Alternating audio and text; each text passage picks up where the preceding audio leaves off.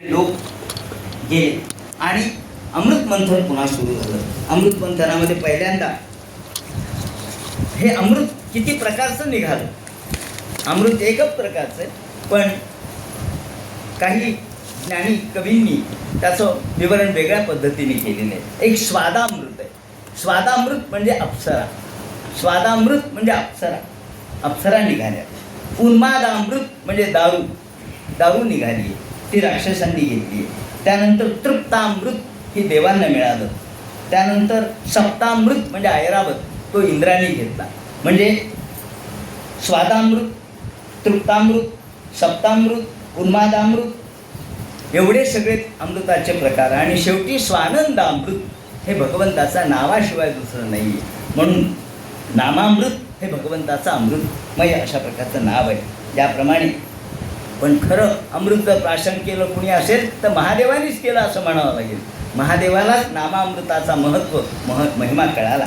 ज्याप्रमाणे कामधेनू पहिल्यांदा निघाली, ऋषींना देऊन टाका. आधी ब्राह्मणाला दान दिलं पाहिजे ना. द्वादशी आज ब्राह्मणाला गाई देऊन टाका. कामधेनू ब्राह्मणाला दिली. उच्चैश्रवा बळी म्हणलं आम्हाला द्या, बळीला.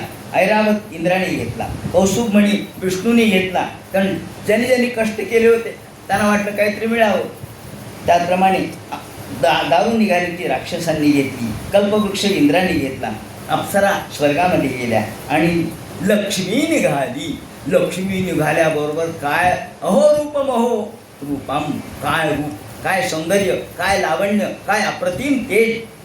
पाहिल्याबरोबर सगळे थक्क झाले आणि सगळ्यांनी आता बाईसाहेब बाईसाहेब बाईसाहेब म्हणून पुढं पुढं पुढं करायला सुरुवात केली. इंद्राणी पहिल्यांदा छत्र आणलं, बसायला आसन काही लोकांनी दिलं. त्याचप्रमाणे काहींनी विंजण वारा घालायला सुरुवात केली. काहींनी माळा आणल्या गळ्यामध्ये घालायला. कसे पुढं पुढं पुढं करतात, एखाद्या पुढाऱ्याकडे गेलं म्हणजे कसं पुढं पुढं लोक करतात त्याप्रमाणे हे पुढं पुढं पुढं करू लागले. का कशासाठी? अहो हिचं लक्ष आपल्याकडं राहावं म्हणून, हिने आपल्यालाच होकार द्यावा म्हणून पुढे पुढे पुढे लुडबुड लुडबुड करू लागले. आणि मग हातामध्ये तिच्या वरमाला होती. बाईसाहेब आपल्याला लग्न हो करायचं आहे ना, लग्न बसा ना म्हणे तुम्ही सगळे, मी पाहते, निवड करते, मला तुमच्यापैकी कोणाची निवड करायची मी ठरवते. हो म्हणलं तुम्ही ठरवा. सगळे बसले आणि हातामध्ये वरमाला घेऊन लक्ष्मी निघाली. पण पहिल्यांदा ब्रह्मदेव, आता काही गरज आहे का, वय वर्ष एवढं झालेलं, पण 4 तोंडाचे ब्रह्मदेव तेही बसले. म्हणजे आपल्या गळ्यात वरमाला मिळाली तर बरं. ती म्हणली नको, वेधो वृद्धो युगास्याहा, वृद्ध झालेत म्हणले तुम्ही, तुमच्याशी लग्न करण्यात काय, अहो म्हातारा नवरा काय नुसत्या गमतीला बरा, म्हातारा नवरा काही उपयोगाचा नाही. मग त्या 4 तोंडाची तुम्ही, एका तोंडाने एक सांगतात, दुसऱ्या तोंडाने म्हणतात मी तुला बाहेर फिरायला नेतो, तिसऱ्या तोंडाने म्हणतात मी कधी म्हणलो, काही खरंच नाही म्हणले तुमचं, एक बोलतात एक करतात. मग शशी चंद्र बसले होते, म्हणले मी सुंदर आहे, माझं रूप हा चांगलं आहे. म्हणजे आहे तुमचं रूप खूपच चांगलं आहे, पण तुम्हाला क्षयरोग आहे. अशा क्षयरोगी असणाऱ्या मुलाला मी कशी काय माझं वरमाला घालू, तुम्हाला क्षयरोग असल्यामुळे मी घेणार नाही. मी म्हणजे खरंच की आपण क्षयी आहोत, हिला कसं काय कळालं बुवा. नंतर पुढे 5 तोंडाचे महादेव, ते म्हणले तुम्ही तर 5 तोंडाचे, हे तरी 4 तोंडाचे होते, मी तुमचाही स्वीकार करत नाही. त्याप्रमाणे दुर्वास बसले होते, म्हणले तुम्ही क्रोधी आहेत, माझं काही चुकलं तर जाळून भस्मसात करताल, मागं पुढं पाहणार नाही, मला नको तुमचं रूप. याप्रमाणे परशुराम होते, म्हणजे तुम्ही निर्दयी आहेत, आईला सुद्धा मारायला घाबरला नाही, मला मारता उद्या असो. याप्रमाणे इंद्र म्हणले मला, मी तर देवांचा राजा आहे म्हणले, पण तुम्ही भोगी आहेत, तुमच्या अंगाला भग पडलेत 1000. खरंच अहिल्याचा जार आम्हाला काय माहीत नाही का म्हणले, अहिल्यावर तुम्ही कशा पद्धतीने चुकीचं वागणूक केली ते म्हणले बरोबर आहे. सगळ्यांनी माना खाली घातल्या आणि मग म्हणजे हिला नवरा तरी कोण मिळणार आहे म्हणले, सगळ्यामध्ये दोष पाहते, हिला असा निर्दोष कोणता नवरा मिळणार आहे बघू बरं. लांब विष्णू बसले होते, ही गेली म्हणजे तिकडं कोण आहे, पाहिलं तर भगवान विष्णू. ते म्हणतात न मागे तयाची रमा होय दासी, जो काही मागत नाही त्याची रमा दासी होत असते. याप्रमाणे ही ते म्हणतात माधाव माधाव. आपण नुसतं धावत धावत किती गडबड केली, किती धावपळ केली म्हणून आपल्याला पैसा मिळत नसतो. माधाव माधाव विनयव दैवम नोधावती साधनमस्त लक्ष्म्या. लक्ष्मी प्राप्त करायची असेल तर आपल्याला आपल्या नशिबातच असावं लागतं. म्हणून जे धावत धावनम साधनमस्ती लक्ष्म्या श्वाधाव मानून लभेत लक्ष्मी असं म्हटलंय. नुसतं धावपळ करून लक्ष्मी मिळत नसते, आपल्या नशिबात असावी लागते. त्याप्रमाणे भगवंताला वरमाला घातली. गोपाल कृष्ण भगवान की जय. सावधान. भगवंताचा विवाह तिथे संपन्न झाला. सगळ्यांना आनंद वाटला. आणि आता पुन्हा अमृत मंथनामध्ये सुरू केल्याबरोबर त्यातून प्रत्यक्ष धन्वंतरी प्रगट झाले. धन्वंतरी आयुर्वेद विशारद. आयुर्वेद हा त्यातून आलेला आहे. आयुर्वेद विशारद सगळ्या माणसांना जीवाला त्याचं कल्याण व्हावं, त्याचं जीवन अधिक सुखकर व्हावं म्हणून हातामध्ये कलश अमृताचा घेऊन आले. अमृताचा कलश घेऊन हे आल्याबरोबर धन्वंतरीचं ते रूप पाहिलं आणि अहो रूप महो धनी. भगवंताचं रूप पाहता क्षणी सगळे त्या धन्वंतरीकडे पाहू लागले आणि आनंद झाला. आता आपल्याला अमृत मिळणार. पण राक्षसीच वृत्ती, धसमुसे राक्षस. एक राक्षस तिथे गेला आणि त्यांनी त्यांच्या हातातला कलशच उचलला आणि पळाला. राक्षसांनी कलश उचलल्याबरोबर सगळे देव म्हणले हा हा हा अरे अरे अरे अरे. राक्षसांनी कलश नेला, राक्षसांनी अमृत नेलं. विष्णूकडे आले. विष्णू म्हणले वा रे वा, तुम्ही नुसते रडत राहत राहा म्हणले. तुम्ही काय करत होता म्हणजे आम्ही पाहत होतो. आणि राक्षसांनी बरोबर त्या धन्वंतरीच्या हातातला कलश नेल्याबरोबर विष्णूंनी सांगितलं थांबा, आता काळजी करू नका, युक्ती करतो. आणि सगळे राक्षस बरं, आता एका राक्षसांनी कलश नेला पण दुसरे धसमुसळे तेही भांडू लागले. हे आम्हाला दे, हे मला दे, तुला दे, मला जास्त दे, तुला कमी दे. त्या कलशाची हेळसांड होऊ लागली. आणि मग म्हणजे थांबा थांबा थांबा. तेवढ्यात भगवंतांनी मोहिनी रूप धारण केलं आणि नाचत थुंकत त्या ठिकाणून चेंडू खेळत खेळत खेळत तिथून जाऊ लागली. डोळे मिचपत त्या बाजूनी जाऊ लागली. अरे अरे अरे, कोण मुलगी दिसते हो म्हणले, सुंदर दिसते. आणि त्या स्त्रीकडे पाहता क्षणीच तिचं नावच मोहिनी. हे मोहिनी रूप भगवंतांनी धारण केलं. नेवाशाला त्याचं मंदिर आहे मोहिनीचं, किंवा नेवासा या ठिकाणी मोहिनीचं मंदिर आहे. ही मोहिनी पाहिल्याबरोबर मोह पडला. तिचं सौंदर्य भगवंताचं सौंदर्य होतं ते. त्याच्यातही पुन्हा ती मोठ्या नाचत त्याचप्रमाणे ठुमकत त्या हातामधल्या चेंडूला आकाशामध्ये फेकत आणि त्या चेंडूबरोबर आपले दृष्टी कटाक्ष वेगवेगळ्या ठिकाणी टाकत वेगवेगळ्या पद्धतीने अवयवाचा आविष्कार करत करत करत ती आपल्याच नादामध्ये असल्यासारखं दाखवलं. दुर्लक्ष केलं. पण तिचं लक्ष होतं राक्षसाकडं. तेवढ्यात एक राक्षस आला. ते म्हणले बाईसाहेब आम्ही तुम्हाला नमस्कार करतो. तिचं लक्षच नाही. अहो बाईसाहेब, अहो बाईसाहेब.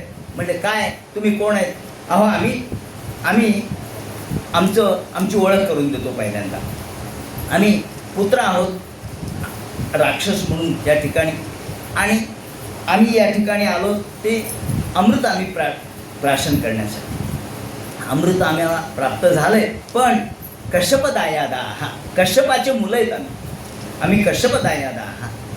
मग मला काय करायचं म्हणलं, तुम्ही कश्यपाचे मुलं असून तर नसून. नाही नाही नाही, तसं नाही. आम्हाला या आमच्यामध्ये अमृताच्यामध्ये संघर्ष सुरू झाला, भांडण झालं. आम्हाला असं वाटतं की तुम्ही आम्हा सगळ्यांना अमृत वाटप करावं. ती म्हणले वा, मी काही ही जबाबदारी घेणार नाही. तुम्ही सगळे दसमुसळे आहात, अशिक्षित आहात. नाही नाही नाही नाही, तसं नाही. आणि मी तुम्हाला खरं सांगते, तुम्ही माझ्यावर विश्वास ठेवू नका. हे आधी सांगितलं बरं का. तुम्ही माझ्यावर विश्वास ठेवू नका. का तर सालावृकाणाम स्त्रीणां स्वैरिणांच, लांडग्यावर, कुत्र्यांवर, रानकुत्र्यांवर, स्वैरिणीवर विश्वास ठेवू नये. त्यांचं हृदय कधी बदलेल सांगता येत नाही. तेव्हा मी स्वैरिणी आहे. मी कधी इथे आहे, कधी दुसरीकडे. माझ्यावर विश्वास ठेवू नका तुम्ही. नाही नाही नाही, तुम्ही आमचा पूर्ण विश्वास आहे तुमच्यावर. म्हणजे आधी हा विश्वास संपादन करून घेतला. आमचा विश्वास आहे आणि तुम्हाला काही नाही करायचं. आम्हाला फक्त तुम्ही योग्य अमृत वाटप करा बस. म्हणजे कुणी म्हणणार नाही की तू जास्त घेतलं कमी घेतलं. बरं म्हणते मी वाटप करते, पण म्हणजे पण काय, तुम्ही आता असंच अमृत पिणार का म्हणजे? मग आंघोळ विंघोळ काय करून येता का नाही? स्नान करून या ना. का अशुद्धतेने एवढं अमृत प्राशन करता? एखादं चांगलं कार्य करायचं तर देह शुद्ध झाला पाहिजे. जा म्हणले आंघोळीला. हो म्हणजे खरंय. आणि आंघोळीला यांना पाठवलं आणि तिकडं देवाला खुणवलं, बसा. देवाची पंगत बसली. त्यांनी कुठं आंघोळ केली होती देवानी? पण नाही, यांनी देवाची पंगत बसवली आणि जे तिथून निघाले सगळ्या देवांना अमृत वाटप करत करत करत करत इकडे सगळे राक्षस स्नानामध्ये गुंतले. तेवढ्यात राहूनी पाहिलं, अरे ही बाई तर तिकडे दिसायला लागली. मग अशी जी बाई आपल्याजवळ होती ती तिकडे दिसायला लागली. हा चंद्र सूर्याच्या मध्ये जाऊन बसला. तेवढ्यात अमृत वाटप झालंच होतं. चंद्राच्या नंतर सूर्याला अमृत वाटप झालं आणि त्या दोघांच्या मध्ये हा बसला. त्या राहूनी अमृत प्राशन केलं. भगवंतांनी ताबडतोब त्याचा शिरच्छेद केला, पण त्याचा मेला नाही तो. त्याचं मस्तक वेगळं झालं आणि शरीर वेगळं झालं. राहू आणि केतू असे त्याचे दोन विभाग झाले. इकडे सगळे राक्षस परत आले. म्हणले कुठे बाई, कुठे बाई, कोणती बाई? म्हणले या बाईंनी आपल्याला फसवलं. देवानी अमृत प्राशन केलं, देवाने अमृत प्राशन केलं, देवाने आम्हाला फसवलं म्हटल्याबरोबर बळी चिडला आणि बळीनी युद्ध करायला सुरुवात केली. प्रचंड प्रमाणात युद्ध झालं. या युद्धामध्ये राक्षस मेले. या युद्धाचं जवळपास 2-3 अध्यायामध्ये वर्णन केलेलं आहे. शेवटी या युद्धामध्ये देवांचा जय झाला, राक्षसांचा पराजय झाला. शुक्राचार्य म्हणले थांबा, मी संजीवनी विद्या प्राप्त करतो आणि मग पुन्हा सगळ्यांना जिवंत करतो, थांबा. याप्रमाणे सगळ्या त्या ठिकाणी देवांचा जय झाला. इकडे महादेवाला कळालं, काय हो म्हणले, देवानी मोहिनी रूप धारण केलं म्हणले आणि राक्षस फसले. देवाची प्रार्थना केली विष्णूची, विष्णू प्रगट झाले. काय म्हणले महादेवा, माझी आठवण केली? हो म्हणले विष्णू, आम्ही असं ऐकलं की तुम्ही मोहिनी रूप धारण केलं म्हणजे स्त्रीचं आणि राक्षस फसले. हो म्हणले ते वेडे होते, अज्ञानी होते, ते फसणारच. नाही मला तुमचं मोहिनी रूप पाहायचंय. ते म्हणले अहो राक्षस फसले, तुम्ही नाही फसणार. नाही मला बघायचंय, मला बघायचंय. असं नुसतं संवाद चाललाय हो. पार्वती जवळ बसलेली आहे, भूतगण सगळे जवळ आहेत. तेवढ्यात भगवंतांनी काय जादू केली, एकदम दृष्टीभ्रम केला आणि एकदम वन उपवन असताना पलीकडच्या वनामध्ये एक स्त्री महादेवाला दिसली. पाहिल्याबरोबर महादेव तिच्या मागे पळायला लागले. ती पुढे महादेव मागे, ती पुढे महादेव मागे. करता करता करता एका झाडाच्या आड ती लपली. महादेवाला वाटायला लागलं अरे आता या झाडाच्या आड लपली. तेवढ्यात भगवंतांनी, आता भगवंताच्या इच्छेनुसार सगळं चालतं, त्यांनी मंद वारा सुरू केला. वाऱ्याला सांगितलं थोडा अजून जोरात, थोडा वारा अजून वाहायला लागला. त्यांचं पदर बाजूला गेला त्या रूपाचा आणि भगवंतांनी मोहिनी रूप धारण केलेलं पुन्हा त्याच पद्धतीने कंदूक खेळत खेळत खेळत चपल अशा प्रकारच्या चरणांनी, चपल चरण अत्यंत गतिमान असणाऱ्या भगवंताच्या चरणाचं त्या महादेवाला मोहिनी पडली.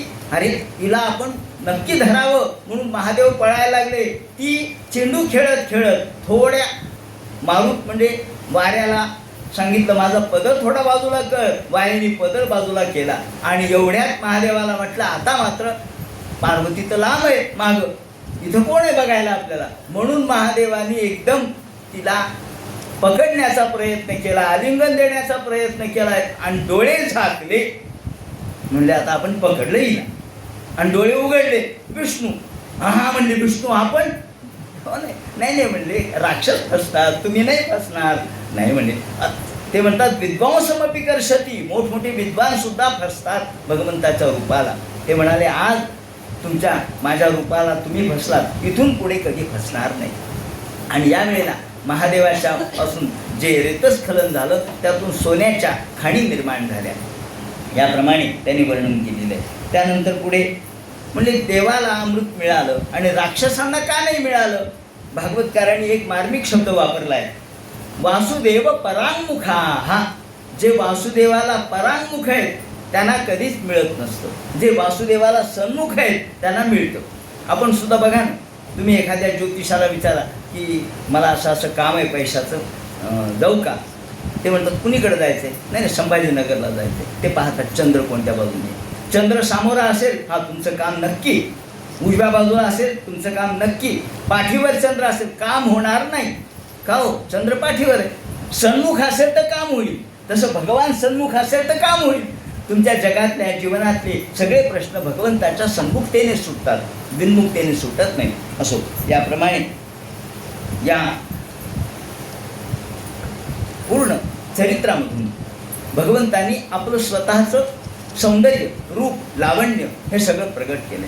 नंतर पूर्ण एक अध्याय त्यांनी सगळ्या पुढे होणाऱ्या, म्हणजे हे वैवस्वत म्हणून चालू आहे, त्याच्यानंतरचे जे मन्वंतर होणार आहेत त्या सगळ्यांचे राजे कोण होतील, त्याचप्रमाणे मनु कोण होतील, सप्तर्षी कोण असतील, याचं विवरण एका अध्यायात केलेलं आहे. आणि त्याच्यानंतरच्या अध्यायात वैवस्वत मन्वंतर म्हणजे सध्याचं त्या मन्वंतराची कथा सांगायला सुरुवात केली. या वैवस्वत मन्वंतरामध्ये प्रत्यक्ष या त्यांनी प्रश्न असा उपस्थित केला राजांनी, का हो म्हणले महाराज, भगवंत एवढे ईश्वर आहेत, देव आहेत, सर्व सामर्थ्य संपन्न आहेत, परंतु मग या भगवंतांनी मागणी का मागितली, दान का मागितलं, याचना का केली, याचना करण्याचं काय कारण आहे.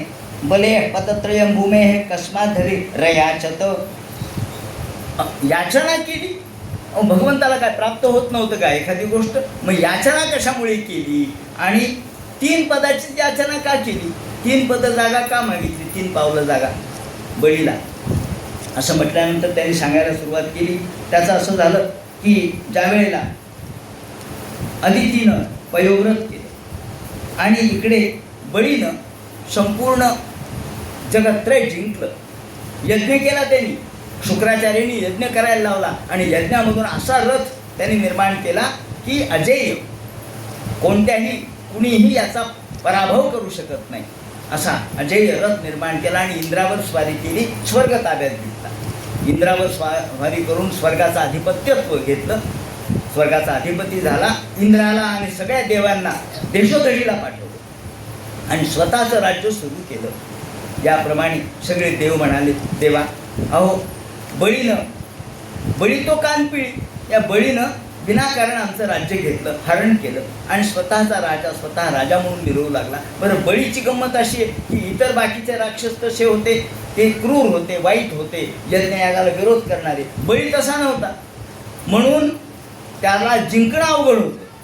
कारण यज्ञ या त्यांनी काय करावं, सगळे ब्राह्मण माझ्याकडं पूजेला आले पाहिजे, दुसऱ्याकडं काहीच मिळता कामा नये, ज्याला म्हणतात बळी.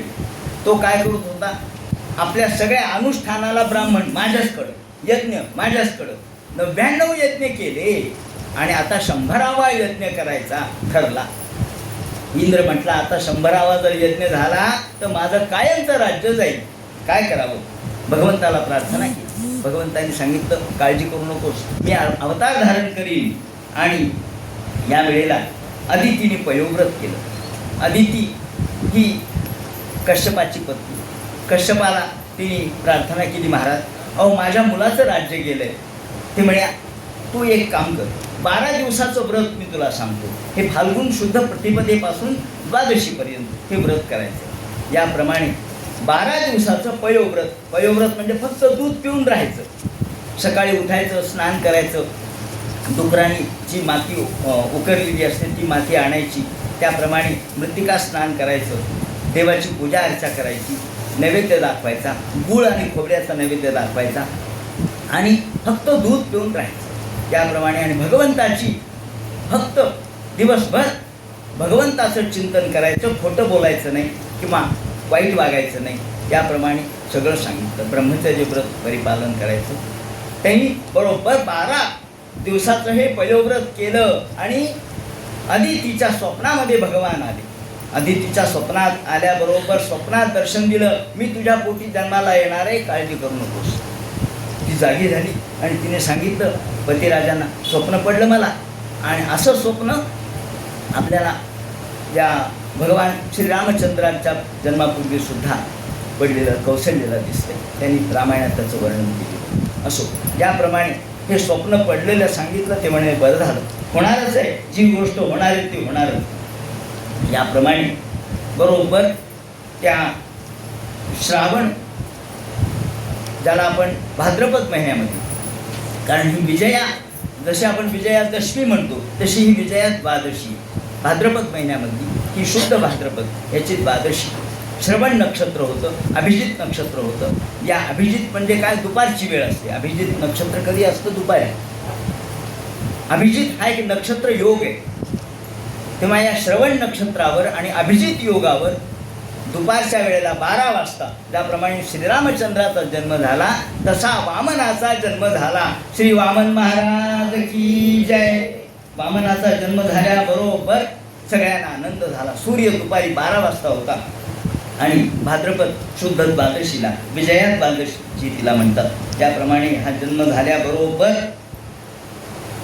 5 वर्ष पूर्ण झाले आणि त्याची मुंज झाली. 5व्या वर्षी मुंज केली. 5व्या वर्षी मुंज झाल्याबरोबर त्याच्या मुंजीला कोण कोण आले होते, प्रत्यक्ष सूर्यनारायण आले, बृहस्पती आले, त्याचप्रमाणे अदिती देव आले, त्याचप्रमाणे ब्रह्मदेव आले, चंद्र आले, सरस्वती आली, कुबेर आले आणि प्रत्येकाने एक एक गोष्टी दिल्या. कुबेराने भिक्षा पात्र दिलं, सूर्याने गायत्री मंत्र दिला, बृहस्पतीने यज्ञोपवीत दिलं, त्याचप्रमाणे कश्यपाने कटीसूत्र दिलं, भूमीनं कृष्णार्जुन दिलं, आदितीने लंगोटी दिली, देवाने छत्र दिलं, ब्रह्मदेवाने कमंडलू दिला, चंद्राने दंड दिला आणि सरस्वतीने जपमाळ दिली. याप्रमाणे सगळं तयार केलं आणि ओम भवते भिक्षां देही म्हणून त्याने भिक्षा मागितली. आदितीने भिक्षा घातली म्हणून आजही आपल्याकडे आई भिक्षा घालते ना. तेव्हा आई भिक्षा घालते जेव्हा आपण व्रतबंध करतो मुलाचा त्यावेळेला. आणि ही भिक्षा घातली, भिक्षावळ तेव्हापासून आहे भिक्षावळ, हे भिक्षावळ घातली. भिकाळ आपण त्याला भिकाळ, भिक्षावळ, भिकाळ असे शब्द वापरतो. अशी भिक्षा घातल्याबरोबर गुरु आले बृहस्पती. ते म्हणले फार कमी भिक्षा आहे म्हणली, ही भिक्षा कमी आहे. म्हणजे मग जास्तीची भिक्षा कुठे आहे? ते म्हणजे नर्मदा तटाकावर जा, नर्मदा तटाकावर तिथे बळी यज्ञ करतोय तिथे जा आणि तिथून भिक्षा आण. असं म्हणल्याबरोबर यांनी आपल्यासोबत आपले मित्रमंडळ घेतलं आणि निघाले नर्मदा तटाकावर. बळी यांचा यज्ञ चाललेला होता, 100वा यज्ञ. त्यांच्या यज्ञ मंडपामध्ये प्रवेश केला. तिथे स्वाहाकार चाललेला, स्वधाकार चाललेला, वषटकार चाललेला, धूर आकाशात चाललाय, डबेच्या डबे तूप त्यामध्ये ओतलं चाललेलं आहे. ब्राह्मणाचे मंत्र चालू आहेत, मंत्रध्वनी मोठाने ऐकू येतोय, वाद्य वाजतायत, मंगलवाद्य सगळीकडे, गर्दाबाज अशा प्रकारचे लोक त्या ठिकाणी जमलेले आहेत. तसेच सर्वत्र या सुंदर अशा प्रकारचे केळीचे स्तंभ उभे केलेले आहेत आणि सुगंध सगळीकडे सुटलेला आहे, चंदनाचे सडे टाकलेले आहेत. त्या यज्ञ मंडपात पाऊल टाकल्याबरोबर बळी मोठा हुशार. बळीने पाहिलं कोण आलं. वय वर्ष 5 आणि सोबत बाकीचे छोटे छोटे मुलं होते. पाहिलं, महाराज या, कुणी आलं तर या म्हटलं पाहिजे, किती लहान असू द्या, या या म्हटल्यानंतर कोण आले? सूर्य आलेत का? इतका तेजस्वी दुसरा कोण आहे? सूर्य आहेत का? कोण आहेत आपण? आपण सूर्य आहात का सांगा. आणि आपण कुणीकडे आलात? आपल्या गळ्यामध्ये जानवं दिसतंय, आपण ब्राह्मण दिसता. या सनंदन सनातन सनत कुमारापैकी कुणी आहे का? कारण 5 वर्षाचे होते सनत कुमार. त्या सनत कुमारापैकी आपण कुणी आहात का सांगा. आपण कोण आहात सांगा आणि आपल्याला काय पाहिजे. अहो मी तुम्हाला काही द्यायला तयार आहे. मला असं वाटतं तुमची मुंज नुकतीच झाली.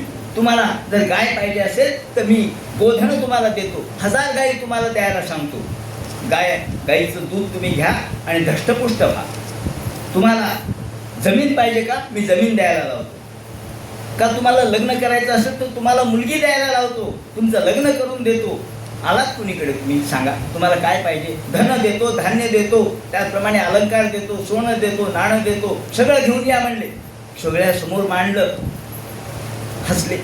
ते म्हणते, वामन म्हणतात, खूप सुंदर वामनाने तत्वज्ञान सांगितलं. ते म्हणतात, अरे बळे मला हे काहीच नको. काही नको नाही. जो या सगळ्या गोष्टीचा त्याच्या मागे इच्छा धरतो त्याचं तेज कमी होत असतं. जो ब्राह्मण जर लालची ब्राह्मण असेल तर त्याचं तेज कमी होतं, त्याची विद्या कमी होते. तेव्हा मी ब्राह्मण आहे, मला जपडापे अजून करायचे, तेव्हा माझी विद्या मला कायम ठेवायची. मला तुमच्या ह्या कुठल्याही लालचीची गरज नाही. नाही म्हणे, तुम्हाला काय पाहिजे सांगा, तुम्हाला सगळी पृथ्वी पाहिजे तर मी सगळी पृथ्वी दान करतो, तुम्हाला राजा करतो. नाही म्हणे, मला काहीच नको. बळे वामनाने किती गोष्टी आत्मसात केल्या होत्या किंवा कुठं आपल्याला जायचंय त्याची सगळी माहिती कशी घेतली होती. अरे बळे, मला माहीत आहे तू जे बोलतोस ना, तुझ्या वाड वडील आजे पंजे यांनी जे जे पराक्रम केलेत मला सगळं माहीत आहे. अहो तुझे हिरण्यकशिपू, हिरण्याक्ष हे किती जगज्जेते होते मला माहीत आहे. तेव्हा प्रल्हाद हे तुझे भक्त तेही मला माहीत आहे. विरोचन हाही मला माहीत आहे, दान देण्यामध्ये विरोचन फार पुढे होता.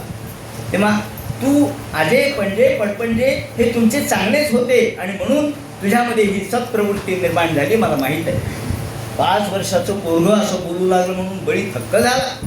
पण तुम्हाला काय पाहिजे सांगा, काहीतरी तुम्ही मागा.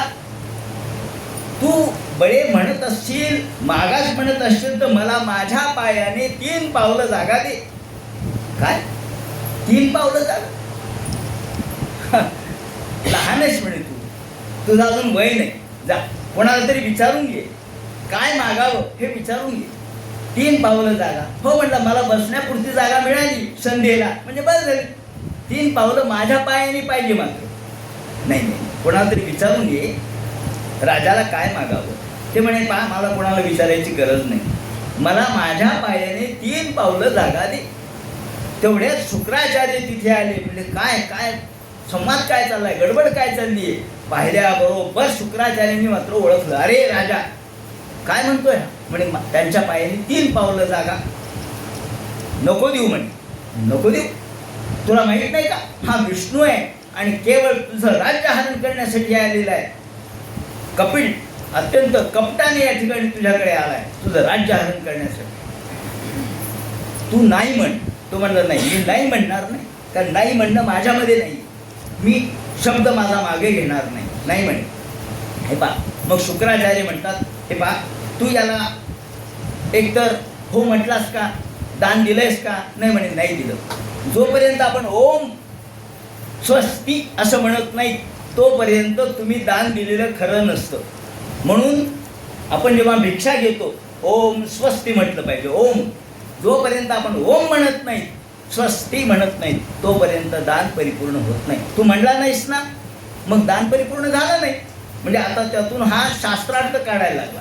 आणि मग सांगितलं यांनी की स्त्री सुधर्म विवाहेषु प्रत्यर्थे प्राण संकटे गोप ब्राह्मणार्थे हिंसायाम नानु तस्या जुगुप्सितम. अरे राजा, मी तुला सांगतो, मी तुझा गुरु आहे, तू खोटं बोल, काय हरकत नाही. अनृत म्हणजे खोटं. काही वेळेला खोटं बोललेलं चालतं. धर्मशास्त्र सांगतं. आता ही शुक्रनीती आहे बरं का, ही शुक्रनीती आहे. म्हणजे आपल्याला व्यवहारात कसं वागावं. अरे राजा, जर मुळच नष्ट झाले तर फळ राहील का. समजा तू मुळापासून एखादं झाड तोडलं तर त्याला फळ येतील का, येणार नाही. तुला मुळापासून उपटून टाकायला निघालाय हा, तेव्हा तू यातून वाचण्यासाठी माझं सांग, माझ्या पद्धतीने विचार कर. शुक्रनीती तुला मी सांगतो कोणती. स्त्रीषु नर्म विवाहेषु प्रत्यर्थे प्राण संकटे. काही वेळेला आपल्या स्त्रीला सुद्धा, पत्नीला खोटं बोललेलं चालतं. पत्नीला सांगायचं, तिला नादी लावायचं, हो हो म्हणायचं आणि नंतर म्हणायचं नाही नाही मी कुठं म्हणलो असं, मी असं म्हणलोच नाही. कारण शब्दात पकडायचं, शब्दात मजा करायची, गंमत करायची. एखाद्या स्त्रीने खूपच हट्ट धरला, नाही मला सोन्याचे दागिनेच करा, सोन्याचे दागिनेच करा, एवढे सोनं महाग आहे, करतो करतो करतो म्हणायचं आणि कोल्हापुरी साज आणून टाकायचं, गेले सोन्याचे दागिने. हे सोन्याचे आहेत का. अहो पॉलिश असलं तरी सोन्याचं पॉलिश आहे ना. याप्रमाणे खोटं क्वचित बोललं तर चालतं. एखाद्याचं विवाहात जमत नाही. काय हो म्हणले, विवाह हे प्राण संकटे. काय करावं, विवाहात जमत नाही. विवाह जमत नाही मग काय, बैठक बसली, त्या मुलाचं लग्नच जमनावं म्हणले, काय करावं. बैठक बसली, प्रत्येक वेळेला मोडते. आणि मुलीच्या मागण्या फार वाढल्यात. मुलीच्या मागण्या एवढ्या वाढल्यात की बस म्हणले आता बसू द्या बैठक, मला बोलवा म्हणले. हा बसला. काय म्हणले, मुलाकडं काय, घर आहे ना, घर आहे कंसात भाड्याचं, कंसात म्हणायचं, हळूच म्हणायचं भाड्याचं आहे, घर आहे, दार आहे, प्रपंच आहे, चांगला आहे, आईवडील आहे, बरं पुढं जमीन, हा जमीन आहे, कुळात गेली, हळू घर आहे, दार आहे, जमीन आहे, सगळे नोकरी. हा नोकरी आहे ना, कंसात टेम्पररी आहे म्हणायचं मोठ्यानी, आहे ना नोकरी, टेम्पररी. मी खोटं बोललो का? नाही, खरंच बोललो. तेव्हा याप्रमाणे विवाह जमवायचा असेल तर एक जण होता, एका मुलीचं लग्न झालं म्हणे, आणि काय म्हणले, मुलगा काय, मुलगा काय, मुलगा काय, वॉटर मास्टर. काय म्हणले, वॉटर मास्टर? हा काय प्रकार आहे, वॉटर मास्टर? काय म्हणले, काहीतरी असेल बा, water master, water master, water master. यांनी जाऊन पाहिलं मुलगा, म्हणजे वॉटर मास्टर आहे. ते म्हणजे अहो पाणक्या आहे तो. वॉटर मास्टर म्हणजे पाणक्या, पाणी सोडणारा. वा रे वा म्हणले, नाव तर मोठं जोरात दिलं. लग्न जुळवायचं होतं, पुढे काय का होईना म्हणजे बघू, जुळून घेतात नंतर. सांगायचं तात्पर्य असं, विवाह हे प्राणसंकट आहे. प्राणावर संकट आलं. आपल्याकडे रझाकाराचा जमाना होता आणि ही घडलेली गोष्ट आहे. रझाकाराच्या जमान्यामध्ये आपल्या या रझाकाराच्या विरोधात आपली काही हिंदू संघटना होती आणि या रझाकारांच्या लोकांनी पकडलं. आता पकडलं म्हणल्यावर काय, जस पकडलं की झालं, मग एक तर त्यांची हत्या तरी, त्यांना आनंदी छळ तरी, कारागृहात तरी, 1 2 3 4 तो समोर यायचा. कौन आहे आप, नाम क्या है, सांगायचं, अमुक तमुक सांगितलं, झाले हिंदू आहे, चलो. असं करत करत एकाची पाळी आली. त्यांनी मला तोंडी सांगितलं, तोंडाने, आता ते नाही आहेत. त्यांनी सांगितलं माझी पाळी आली, आता काय करावं. त्यांनी नाव बदललं, मुस्लिम नाव सांगितलं.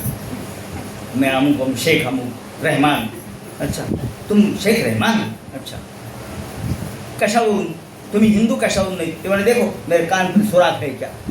योगायोगाने त्याच्या कानाला भोकस छिद्रच नव्हते, आई वडिलांनी पाडलेच नव्हते, कानाला छिद्र नव्हते. तेवढं त्यांनी ओळखलं, म्हणजे आता आपल्याला सुटका करायला जागा आहे. देखो मेरे कान पर सुराख है क्या. म्हणजे नाही, मुसलमान हूँ मैं.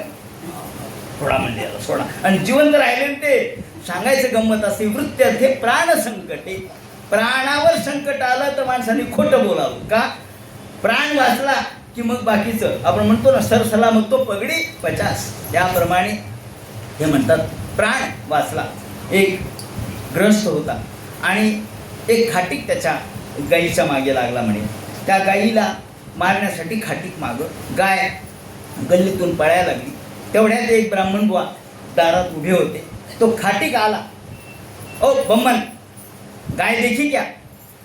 त्याने आधी ऐकून न ऐकल्यासारखं केलं आणि ती गाय तोपर्यंत पळू दिली लांब, या गल्लीतून त्या गल्लीत, त्या गल्लीतून त्या गल्लीत. ओ बम्मन बम्मन मी क्या बोल रहा है, गाय देखी क्या. ते म्हणे गाय देखी क्या. हो म्हणे, अहो पण ज्यांनी पाहिली त्याला सांगता येत नाही. म्हणजे तुम्ही पाहिली का. हो म्हणजे ज्यांनी पाहिली त्यांना सांगता येत नाही, आणि ज्यांना सांगता येते त्यांनी पाहिली नाही. असं म्हणून त्याला जे गुंगवलं अर्धा घंटा. क्या बोले बम्मन. अहो म्हणले पाहिली कुणी, डोळ्यांनी. डोळ्याला सांगता येतं का, नाही. सांगता येतं तोंडाला. तोंडाने पाहिली का, नाही. क्या बोले बम्मन तुम बदमाश हो. तोपर्यंत तर गाय निघून गेली, गाय तर वाचली. ते म्हणतात प्राण संकटे. आणि गो ब्राह्मणार्थे हिंसायाम. गाई ब्राह्मण ज्याच्या हिंसेसाठी जर आपल्याला खोटं बोलायची वेळ आली तर बोलावं, शुक्रनीती सांगते. म्हणून गो ब्राह्मणार्थे हिंसायाम नानृतम स्यात् जुगुप्सितम. अनृत वाईट नाही. आता तुझ्या प्राणावर संकट आहे म्हणले, खोटं बोल.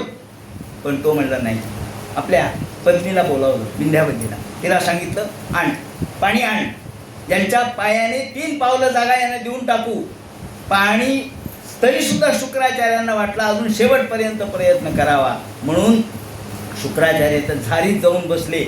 झारीतून पाणी काही पडेना. तेव्हापासून हा शब्द प्रयोग आहे, झारीतले शुक्राचार्य.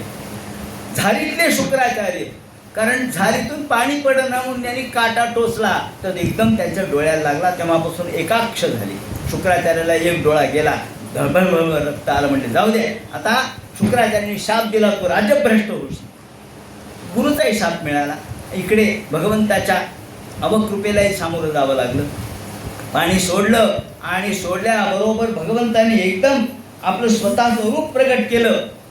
राजा तू मला म्हणाला होतास तुमच्या पायाने 3 पावलं जागा, एका पावलाने सगळं जमीन व्याप्त केली, दुसऱ्या पावलाने आकाश व्याप्त केलं, तिसरा पाऊल कुठं ठेवून सांग, नाही तर नरकात जायची तयारी कर. चला तुला नरक उघडा करतोय मी. ते म्हणजे देवा मला नरकात पाठवू नका, कारण तुम्ही जरी मला 2 पावलांनी सगळं व्याप्त केलं आणि 3रा पाऊल ठेवायला जागा नसली तरी माझ्या डोक्यावर तुम्ही पाय ठेवा. अजून माझी बुद्धी भ्रष्ट झालेली नाही. मला जाणीव आहे मी बळी आहे, मी तुम्हाला दान दिलेलं आहे याची जाणीव अजून मला आहे. मला तुम्ही अजून व्याप्त केलं नाही म्हणजे माझ्या बुद्धीवर तुमचा अधिकार अजून आलेला नाही, म्हणून मी स्वतंत्र आहे. माझ्या डोक्यावर पाय द्या. भगवंतानी त्याच्या डोक्यावर पाय दिला आणि त्याला पाताळामध्ये घातलं. या वेळेला बळीला हे त्रिविक्रम रूप, त्याला त्रिविक्रम म्हणतात. वामन हा त्रिविक्रम झाला. या वेळेला बळीच्या सोबत जे काही सैन्य होतं ते धावत आलं. याला पकडा म्हणले, बांधा याला म्हणून धावत धावत आले. पण वामनाने आपल्याजवळ काय, वामन काय असा लेचापेचा होता काय, पोकळ काष्टाना होता वामन म्हणजे, मोठा तयार होता. त्यांनी आपल्यासोबत सैन्य आणलं होतं. एक सैन्य म्हणजे त्यांचे जे सगळे पार्षदगण होते 10-10 हजार हत्तीच्या बळाचे होते. हे सगळे आणले आणि त्यावेळेला जे बळीच्या सैन्याने आक्रमण केलं त्या सगळ्या बळीच्या सैन्याला पादाक्रांत करून टाकलं. ते सर्वे वामने हंते शूल पट्टीश पाणिशाह असं वर्णन त्यांनी केलं भागवतकारांनी. शूल पट्टीश वगैरे वगैरे सगळ्या शस्त्रास्त्रांनी त्यांना परास्त करून टाकलं. आणि बळीने सांगितलं, थांब आता याला मारू नका, काही करू नका, तुम्ही शांत व्हा. बळीला बांधलं. बळीला बांधल्यानंतर विंध्यावली आली. तिने हात जोडले, महाराज माझ्या पतिराजाला सोडा. त्यांनी म्हटल्याप्रमाणे दान दिलाय, आता त्यांचं काय चुकलंय? त्यांचं काही चुकलं नाही. ब्रह्मदेव आले.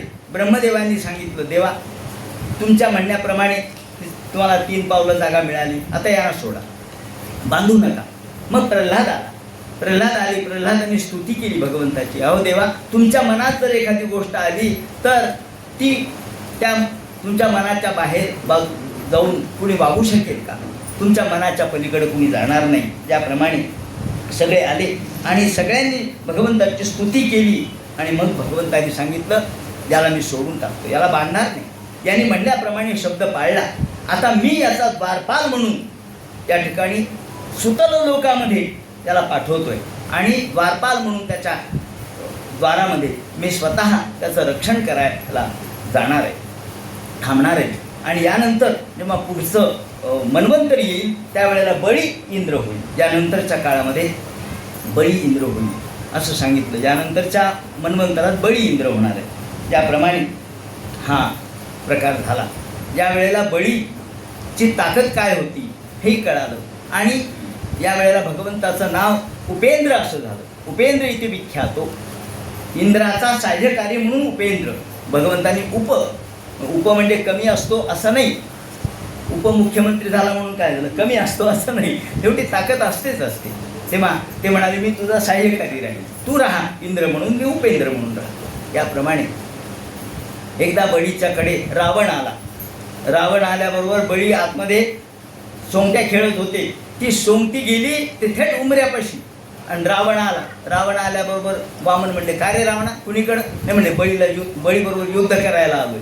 ते म्हणले, बळीबरोबर तुला युद्ध करायचं आहे? हो म्हणले, माझे 20 हात आहेत, 10 तोंड आहेत, माझी ताकद खूप आहे. ते म्हणले, हो खरं आहे, एवढी जी सोंगटी पडली ना बळीची ती त्याला नेऊन दे म्हणली. मी नेऊन देऊ काय, मी काय नौकर आहे, मी उचललं. ती सोंगटी सुद्धा त्याला उचलली नाही म्हणे रावणाला. आणि वामनाने एका पायाने जे त्याला तिथून उच्चाटित केलं ते लंकेमध्ये धाड दिशेने जाऊन पडला. इतकी वामनाची ताकद होती. असो, याप्रमाणे पुढे मत्स्यावतार सांगितला, सत्यव्रताची कथा सांगितली. सत्यव्रत हा राजा, त्याला भगवंतानी मत्स्यपुराण कसं सांगितलं ते सांगितलं. त्यानंतर पुढे श्राद्धदेव यांना 10 मुलं झाली. त्या 10 मुलांच्या मध्ये श्राद्धदेव हा इंद्र, हा मनु, आणि त्या श्राद्धदेव या मनुला पुढे इक्ष्वाकू, नृग, शर्याती, दृष्ट, करुष्ट इत्यादी 10 मुलं झाली. त्याच्यामध्ये प्रामुख्याने हे सगळे सुरुवातीला मात्र यांना पुत्रसंतान नव्हतं. सुरुवातीला पुत्रसंतान नव्हतं म्हणून यांनी इष्टी केली. ते म्हणजे काय, मला पुत्रसंतान नाही, मग मला इष्टी करायची म्हणून यांनी इष्टी केली. श्राद्धदेव आणि श्रद्धा हे पती पत्नी यांनी इष्टी केली. सुरुवातीला संतती नसल्यामुळं वसिष्ठाने मित्रावरुणाची इष्टी केली. मनुला मुलगा झाला. पण संकल्प म्हणून महत्त्वाचा आहे. संकल्प करताना हळूच याची पत्नी काय म्हणली, मला मुलगी पाहिजे बरं का, आणि याला तर मुलगा पाहिजे होता. पण संकल्प करताना मुलीचा संकल्प केला आणि मुलगी झाली. हा म्हणला मुलासाठी यज्ञ केला, इष्टी केली आणि मुलगी कशी झाली. ते म्हणलं तुमच्या पत्नीला विचारा, तिने मुलीची अपेक्षा केली होती, तिचं नाव इला ठेवलं. आणि मग पुन्हा वसिष्ठांनी त्याचं मुलामध्ये रूपांतर केलं, लिंग परिवर्तन केलं. ही लिंग परिवर्तनाची कथा म्हणून सांगतो. त्याचं सुद्युम्न नाव ठेवलं. हा सुद्युम्न एके दिवशी वनामध्ये गेला, हत्ती घोडे सगळे सोबत घेऊन गेला आणि हे सगळं या मृगया करण्यासाठी आपल्यासोबतचं सैन्य होतं. हे करत करत करत चुकून एका वनामध्ये गेला. आता खरं म्हणजे जाऊ नये, पण त्या वनामध्ये पार्वती आणि शंकर हे एकदा पूर्वी बसलेले असताना काही ऋषी आले आणि मग एकदम पार्वतीला लाज वाटली. ते म्हणे आपल्याला एकांतातही बसू देत नाहीत, म्हणून तिने त्या वनाला शाप दिला की जो कोणी या वनात येईल तो स्त्री होईल. मग आता हा चुकून गेला त्या वनात, झाला स्त्री. पुन्हा तो स्त्री झाला, तो एकटा नाही, घोडेही घोडी झाले, हत्ती हत्तीने झाल्या, सगळे सैन्य स्त्री झालं. म्हणल्यावर हे काय, आपलं तर रूप पालटलं.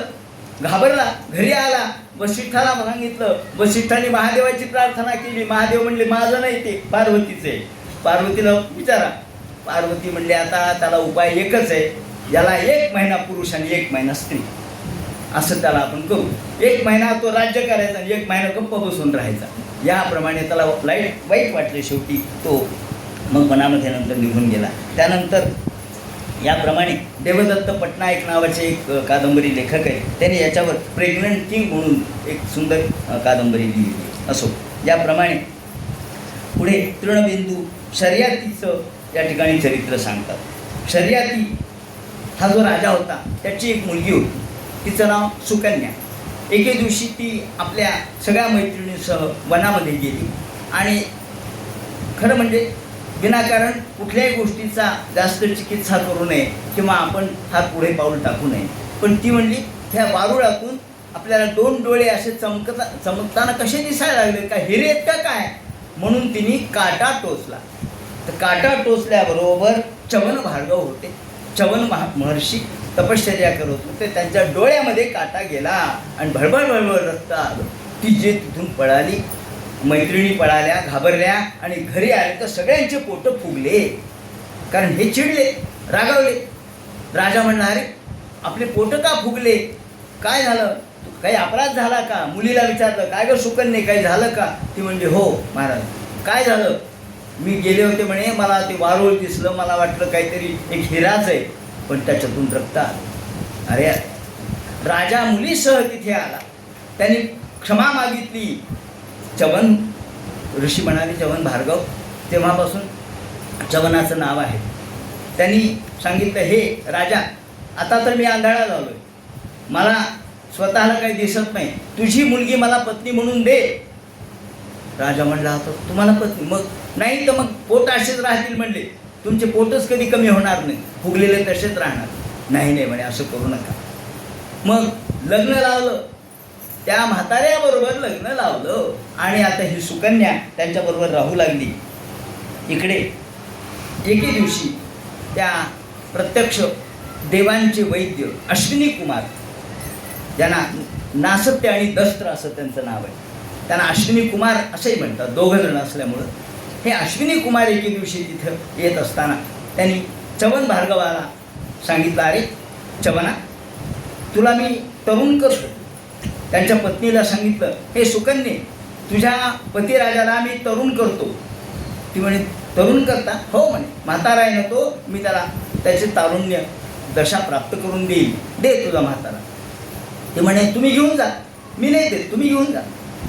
त्यांनी त्यांची परवानगी घेतली आणि त्यांना घेऊन गेले च्यवनाला. एका तळ्यामध्ये बुडवलं आणि एकदम तरुण केलं. तेव्हापासून च्यवनप्राश हे औषध सुरू झालं. हे च्यवनप्राश च्यवन भार्गवाला तरुण केल्याबरोबर आले. आता हे 2 जण अश्विनी कुमार आणि हे च्यवन, ते म्हणले अगं सुकन्ये तुझा पती ओळखून घे. ती म्हणे या पहा तुम्ही नेलाय, तुम्ही माझा पती मला परत द्या. मी नाही ओळखून घेत. सगळे दोघे सारखे दिसायला लागले तिघही. कोणाचा म्हणून स्वीकार करायचा? हुशार आहे म्हणे मुलगी. आणि याप्रमाणे यांच्यासोबत त्यांचं संसार सुरू झाला. एके दिवशी राजाला असं वाटलं की आपल्या मुलीचा संसार बघावा म्हणून शर्यती तिथे आले. पाहिल्याबरोबर त्यांच्या डोक्यात काय की एका म्हाताऱ्याबरोबर आपण लग्न लावून दिले, म्हातारा दिसत त्या झोपडीमध्ये म्हातारं कोणी दिसेना, आणि ही आणि तिचा पतीराय तरुण, आणि त्या झोपडीच्या बाहेर ताड ताड ताड ताड वाघ ताडून त्यांनी केलं. का गं कुळांगार, माझ्या कुळाला तू बट्टा लावलास, माझी मुलगी म्हणून मी आज तुला समजलं, पण तू मात्र माझ्या मुलीपेक्षा म्हणजे माझ्या मुलीच्या नीती ज्ञान हे सगळं तू खरं म्हणजे विसरून कोणातरी एका तरुण माणसाला तू आपलंसं केलंस. हा कोण आहे, कोणता जार आहे म्हणे, हा कोणत्या जाराला जवळ केलंस? ती म्हणाली नाही महाराज, नाही काय, तुला एका म्हाताऱ्याबरोबर लग्न लावलं होतं, हा कोण आहे? ते म्हणे महाराज तोच आहे हा. आणि मग तिने सगळं सांगितलं वर्तमान. राजाला आनंद झाला. मग त्यांनी याच्यावर असं सांगितलं की आपण एक यज्ञ करू. यावेळेला च्यवन भार्गवानी यज्ञ करायला लावला राजाला, आणि अश्विनी कुमाराला तोपर्यंत भाग मिळत नव्हता. अश्विनी कुमार म्हणाले मला भाग द्या यज्ञातला, तर मी तुम्हाला तरुण करतो. मग यांनी यज्ञातला भाग द्यायला लावला. इंद्र आले. इंद्र म्हणले त्यांना द्यायचा नाही अश्विनी कुमारांना, कारण ते वैद्य, देवाचे वैद्य थोडा कमी दर्जाचा समजला जात होता त्या काळात, द्यायचं नाही म्हणले यांना. असं म्हणल्याबरोबर च्यवनाने इंद्राचा वज्र त्याच्या हातासह जागेवर थांबवलं, जसं स्टेटस्कोप, जैसे थे परिस्थिती. म्हणजे इंद्राचा हात मागही होईना आणि पुढे होईना. म्हणजे काय झालंय? ते म्हणले यांना भाग मी देणार, तुमचं काय म्हणणं आहे? म्हणले द्या द्या, हरकत नाही. मग त्यांची जी मंत्र सामर्थ्याचा प्रभाव आहे तो दाखवून इंद्राचा हात पुन्हा जात तसा केला. तात्पर्य असं की याप्रमाणे त्यांनी सांगितलं. आणि नंतर नभगाचं चरित्र मोठं गमतीच आहे. हे एरवी कोणी सांगत नाही किंवा आपल्याला गडबड असते, मी सांगत नाही, पण चातुर्मास्यामध्ये याचं विवरण करतो मी मुद्दाम. नभगाचा मुलगा नाभाग आहे. त्या काळातली परिस्थिती अशी आहे की हा नाभाग जो आहे ना तो गुरुकडे शिकायला गेला, आणि याचे जे बाकीचे भाऊ होते त्यांनी सगळी संपत्ती वाटप करून घेतली आपापल्यामध्ये, आणि याला काही दिली नाही. हा आला, तो म्हणला मला तुम्ही सगळी संपत्ती वाटप केली वडिलोपार्जित, आणि मला तो म्हणे तुझ्याकडे वडील आले, जा वडील तुझ्याकडे दिले, त्यांची संपत्ती आपण मारली. मग वडील म्हणे जाऊ दे, आता मी तुला एक मंत्र शिकवतो, हा मंत्र तू म्हटलास म्हणजे तुला पैसा मिळेल. आणि या ठिकाणी आता इष्टी चालली आहे, तिथे दर 6व्या दिवशी हे मंत्र चुकतात, तिथे तू जा, हा मंत्र म्हण. बरोबर 6व्या दिवशी हा मंत्र चुकायचा आणि हा म्हणायचा. हे म्हणल्यावर सगळे लोक खुश झाले, आणि सगळं जे काही यज्ञामध्ये प्राप्त झालेलं धन आहे त्याला म्हणले घेऊन जा. वा वा वा, त्याला सगळं धन मिळालं. हा घेऊन चालला, तेवढ्यात महादेवाचे लोक आले. ए कोण आहेस तू, माझं धन घेऊन चाललास? ते म्हणले वडील म्हणले हे घेऊन जा म्हणून. चालणार नाही म्हणले, माझं आहे. त्या म्हणले तुझ्या वडिलाला जाऊन विचार कोणाचं धन असतं. त्या दक्षाच्या यज्ञापासून हे सगळं रुद्र भाग असते, रुद्राचा भाग आहे शेवटचा. वडिलाला जाऊन विचारलं, वडिलाला म्हणले मी धन गोळा करायला तू कोणीतरी 11 लोक आले आणि ते म्हणले आमचं धन आहे. ते वडील म्हणले बरोबर आहे. हा घरी आला, हा त्या यज्ञाच्या तिथे आला आणि म्हटला महाराज बरोबर आहे तुमचं, सत्यवादीपणावर का? वडील म्हणाले हो तुमचं धन आहे. ते म्हणले ज्या अर्थी तू सत्य बोललास त्या अर्थी सगळं घेऊन जा. ज्याला म्हणतात दैव काय असतं हे त्या काळातली घटना आहे. सांगायची गंमत आहे ही की अशा पद्धतीने त्यांनी ती कथा सांगितली. त्यानंतर पुढे साधन द्वादशीचं व्रत करणारे हे नाभागाचे पुत्र हे अंबरीश साधन द्वादशीचं व्रत करत होते. आणि साधन द्वादशी म्हणजे ज्या वेळेला द्वादशी तेवढ्याच वेळेला जेवण झालं पाहिजे, पारणा झाली पाहिजे, नाही तर मग ते व्रत वाया जातं. याप्रमाणे एकादशी दशमी एकादशी द्वादशी असं 3 दिवस हे व्रत. त्याप्रमाणे एके दिवशी हे व्रत सुरू झालं आणि द्वादशीची पारणा होणार. द्वादशी फार थोडी शिल्लक राहिली, तेवढ्यात दुर्वास आले. दुर्वास 10,000 शिष्यासह म्हणले अरे मला यायचं जेवायला, थांब मी आता स्नान करून येतो. आणि स्नान करून येईपर्यंत इतका उशीर लागला. सगळे लोक म्हणले तुम्ही एक काम करा, आता तुम्हाला त्याच्या आधी तर जेवता येत नाही, पण तीर्थपारणा करा. तीर्थपारणा केली म्हणजे तुम्ही जेवल्यासारखंही नाहीये आणि पारणाही झाली. दुर्वास आले घंट्या 2 घंट्यांनी, तोपर्यंत द्वादशी संपली होती. पाहिल्यावर राजा, माझ्या आधी जेवण केलंस तू, मला या म्हणालास आणि माझ्या आधी जेवण केलंस. राजा म्हणलं नाही महाराज, जेवण नाही केलं. जेवण नाही केलं, पारणा केली म्हणजे जेवणच केलंस. आणि एकदम रागाने कृत्या काढली. डोक्यामधून केसामधून काढल्याबरोबर ती कृत्या धावत आली. या अंबरीशाला भगवंतांनी चक्र दिलेलं होतं. तुझ्या प्राणावर संकट आलं तर हे चक्र वापर. त्यांनी एकदम चक्र काढलं आणि त्यात सांगितलं या कृत्येच्या मागे लाग, या ही कृत्या नष्ट कर आणि दुर्वासाच्या मागे लाग. ही कृत्या तर त्यांनी जाळून टाकलीच आणि दुर्वासाच्या मागे, दुर्वासाला मारू नको, फक्त त्याच्या मागे लाग. दुर्वास महादेवाकडे गेले, महादेवा चक्रापासून वाचवा.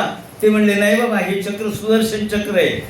ब्रह्मदेव तेही वाचू शकत नाही. शेवटी विष्णूकडे आले. विष्णू महाराज तुमचं चक्र आहे. ते म्हणले अहम भक्त पराधीना. अरे हे चक्र जरी माझं असलं तरी माझा अधिकार नाही. का सोडलंय कुणी? अंबरीशांनी. जा त्यांच्याकडं, पुन्हा त्याच्याकडे जाऊ काय म्हणले. हो, साष्टांग दंडवत घाल त्याला. पुन्हा फिरत फिरत 1 वर्ष झालं म्हणे. 1 वर्ष फिरत होते. वर्षानंतर पुन्हा तीच द्वादशी आली. आल्यानंतर नमस्कार केला. महाराज एवढं चक्र बाजूला करा, मी त्रस्त झालोय.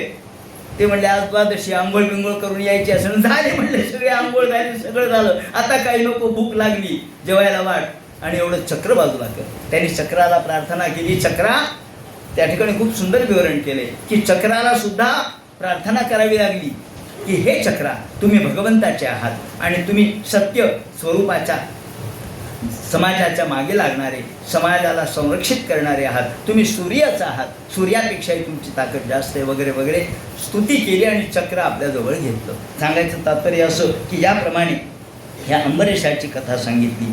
त्यानंतर सत्यक्रिया कशी ती सांगितली. पुढे अंगिरसाने रथितराच्या पत्नीच्या ठिकाणी हे पुत्र उत्पन्न नियोग पद्धतीने कसे केले ते सांगितलं. त्यानंतर पुढे पुरंजयाचं वर्णन केलं. त्यानंतर बृहद्रथाचं सांगितलं. त्यानंतर पुढे आपल्याला सौभरी यांचं आख्यान ते सांगतात. सौभरीचं आख्यान सांगत असताना ज्या वेळेला मांधाता नावाचा राजा या युवनाश्वाची कुक्षी फोडून तो आला आणि युवनाश्वाची कुक्षी फोडून, कारण युवनाश्वाने ते जलप्राशन केलं होतं, त्यामुळं त्याच्या कुक्षीमधून त्या मानधाताने जन्म घेतला. मानधाता, मी त्याचं रक्षण करीन म्हणून इंद्राने आपली ज्या करांगुली त्याच्या तोंडामध्ये घातली आणि त्याला अमृतपान केलं. असा हा मानधाता. या मानधाता राजाची पत्नी बिंदुमती नावाची होती आणि त्याला 50 मुली होत्या. एके दिवशी हे सौभरी त्यांना असं वाटलं, यांनी मीनसंग पाहिला आणि यांना वाटलं आपण लग्न करावं. मीनसंग पाहिला यमुनेमध्ये आणि आपण लग्न करावं एवढी इच्छा झाली. पण आता एवढे आपण म्हातारे बली पलित याच्यात का वर्णन त्यांनी केलंय. मान हालत होती, दंताजीचे ठाणे उठले फुटले दोन्ही कान, अशी अवस्था झालेली होती. आणि वय अवघे पाऊनशे वय मान, नन्ना म्हणते मान नाही नाही नाही म्हणत होती. आता लग्न करू नको, पण मनात इच्छा होती नाही लग्न करायचं. पण आता कोण मुलगी देणार. पांढरे केस झालेले, अंगावर सगळ्या वळ्या पडलेल्या, डोळ्याने दिसत नाही, कानाने ऐकू येत नाही. ते म्हणले मानधात्याला 50 पोरी येत, म्हणजे एक पोरगी तर नक्की देईल तू. गेले मानधाताकडे. मानधाता राजेसाहेबांनी पाहिलं, महाराज ऋषी महाराज आलेत, नमस्कार केला. महाराज काय इच्छा आहे? काही नाही म्हणली, लग्न करण्याची इच्छा आहे. लग्न? हो म्हणजे तुमच्याकडे 50 मुली आहेत असं मी ऐकलंय. म्हणजे काय शोध घेत होते लोक. हो म्हणले 50 मुली आहेत, मला एक मुलगी देऊन टाक. ते म्हणे आता मुलीच्या मनावर आहे, आता आमच्या मनावर नाही, आई बाबाच्या मनावर नाही, मुलीच्या मनावर. त्यावेळेला सुद्धा असंच होतं. सगळ्या मुलींना बोलावलं. ह्या मुलींना याच्याबरोबर लग्न करायचंय का? सगळ्यांनी नाक पुरले यांच्या म्हातारड्याबरोबर. त्याला काय याच्याबरोबर कसं लग्न करायचं म्हणले, काही उपयोग नाही म्हणले याच्याबरोबर लग्न करण्यात. काही काळ इतका म्हातारा असतो काय म्हणले नवरा. सगळ्यांनी नाक मुरडले, नाही कोणीच तयार नाही म्हणले. बरं म्हणले ठीक आहे. हा गेला म्हटलं माझं सगळी तपश्चर्या वायाला जाऊ द्या, पण माझं रूप चांगलं झालं पाहिजे, मला सौंदर्य आलं पाहिजे, लावण्य आलं पाहिजे, संपत्ती आली पाहिजे, सगळं रूप सौंदर्य संपन्नता आली. आणि अगदी 25 वर्षाचा तरुण बाण झाला आला. म्हटलं मी चौघरीच आहे. हो, माझं सगळं तपश्चर्या मी वाया घालवली आणि मी सुंदर झालो. आता विचारा म्हणे तुमच्या मुलींना. सगळ्या मुली म्हणल्या हो हो हो, आम्हाला हाच पती पाहिजे म्हणले, हेच नवरा पाहिजे. याप्रमाणे सगळ्या मुलींनी लग्न केलं. 50 मुलीबरोबर यांनी लग्न केलं. 50 मुलींसाठी 50 बंगले स्थापन केले, 50 रूपं स्थापन केले. 50 मुलींबरोबर 50 रूपाने हा राहिला. कृष्णानंतर हाच आहे. 16,108 कृष्णाने रूपं धारण केली होती, यांनी 50 रूपं धारण केली आणि 50 जणींच्या बरोबर संसार केला. या 50 जणींच्या बरोबर संसार करताना हजारो मुलं झाले, बाळं झाले, संसार झाला. आणि या ठिकाणी भागवतकार संसार सांगत नाहीत, परिवर्तन सांगतात.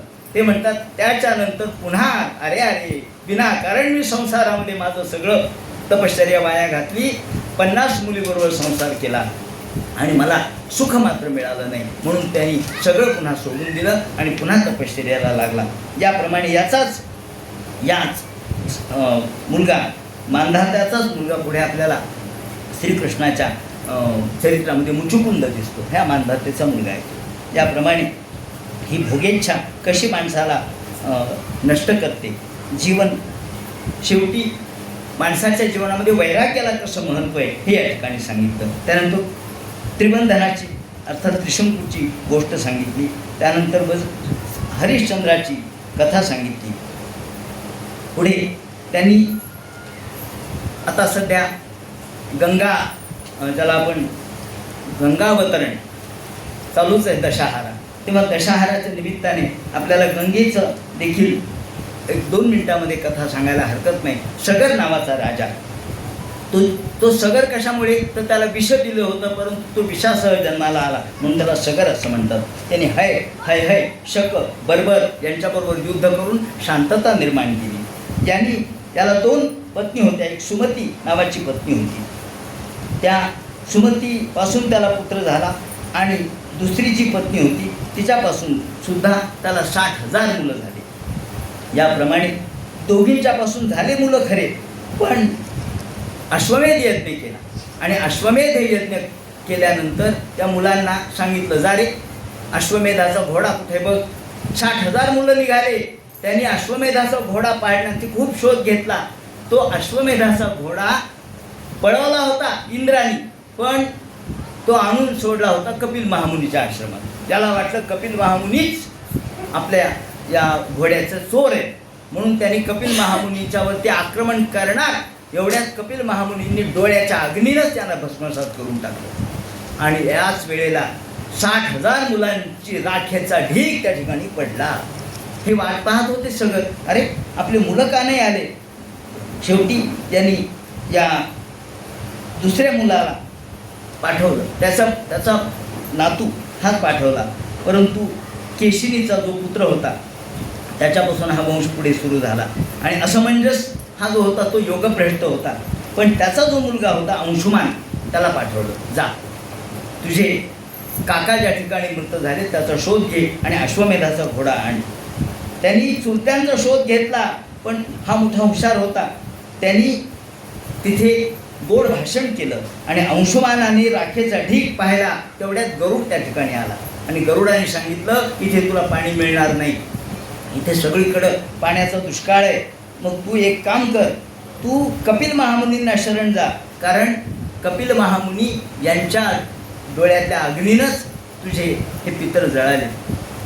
त्यांना जोपर्यंत इथे गंगा येणार नाही, गंगेचा स्पर्श होणार नाही, तोपर्यंत तुझे पितर मुक्त होणार नाही. म्हणून त्यांनी गंगेला आता आणायचं तर कसं आणायचं, म्हणून कपिल महामुनीची प्रार्थना केली. कपिल महामुनींनी आशीर्वाद दिला आणि त्यानंतर पुढे त्यातून दिलीप त्यांचा मुलगा झाला.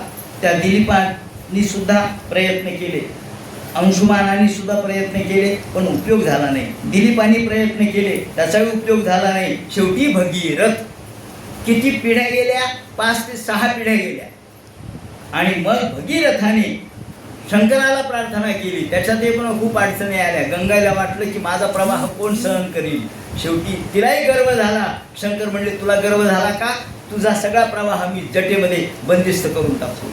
पुन्हा पुन्हा प्रार्थना केली आणि जटेमधून भगवंतांनी हा तिचा प्रवाह सोडला. त्याचे 3 प्रवाह झाले.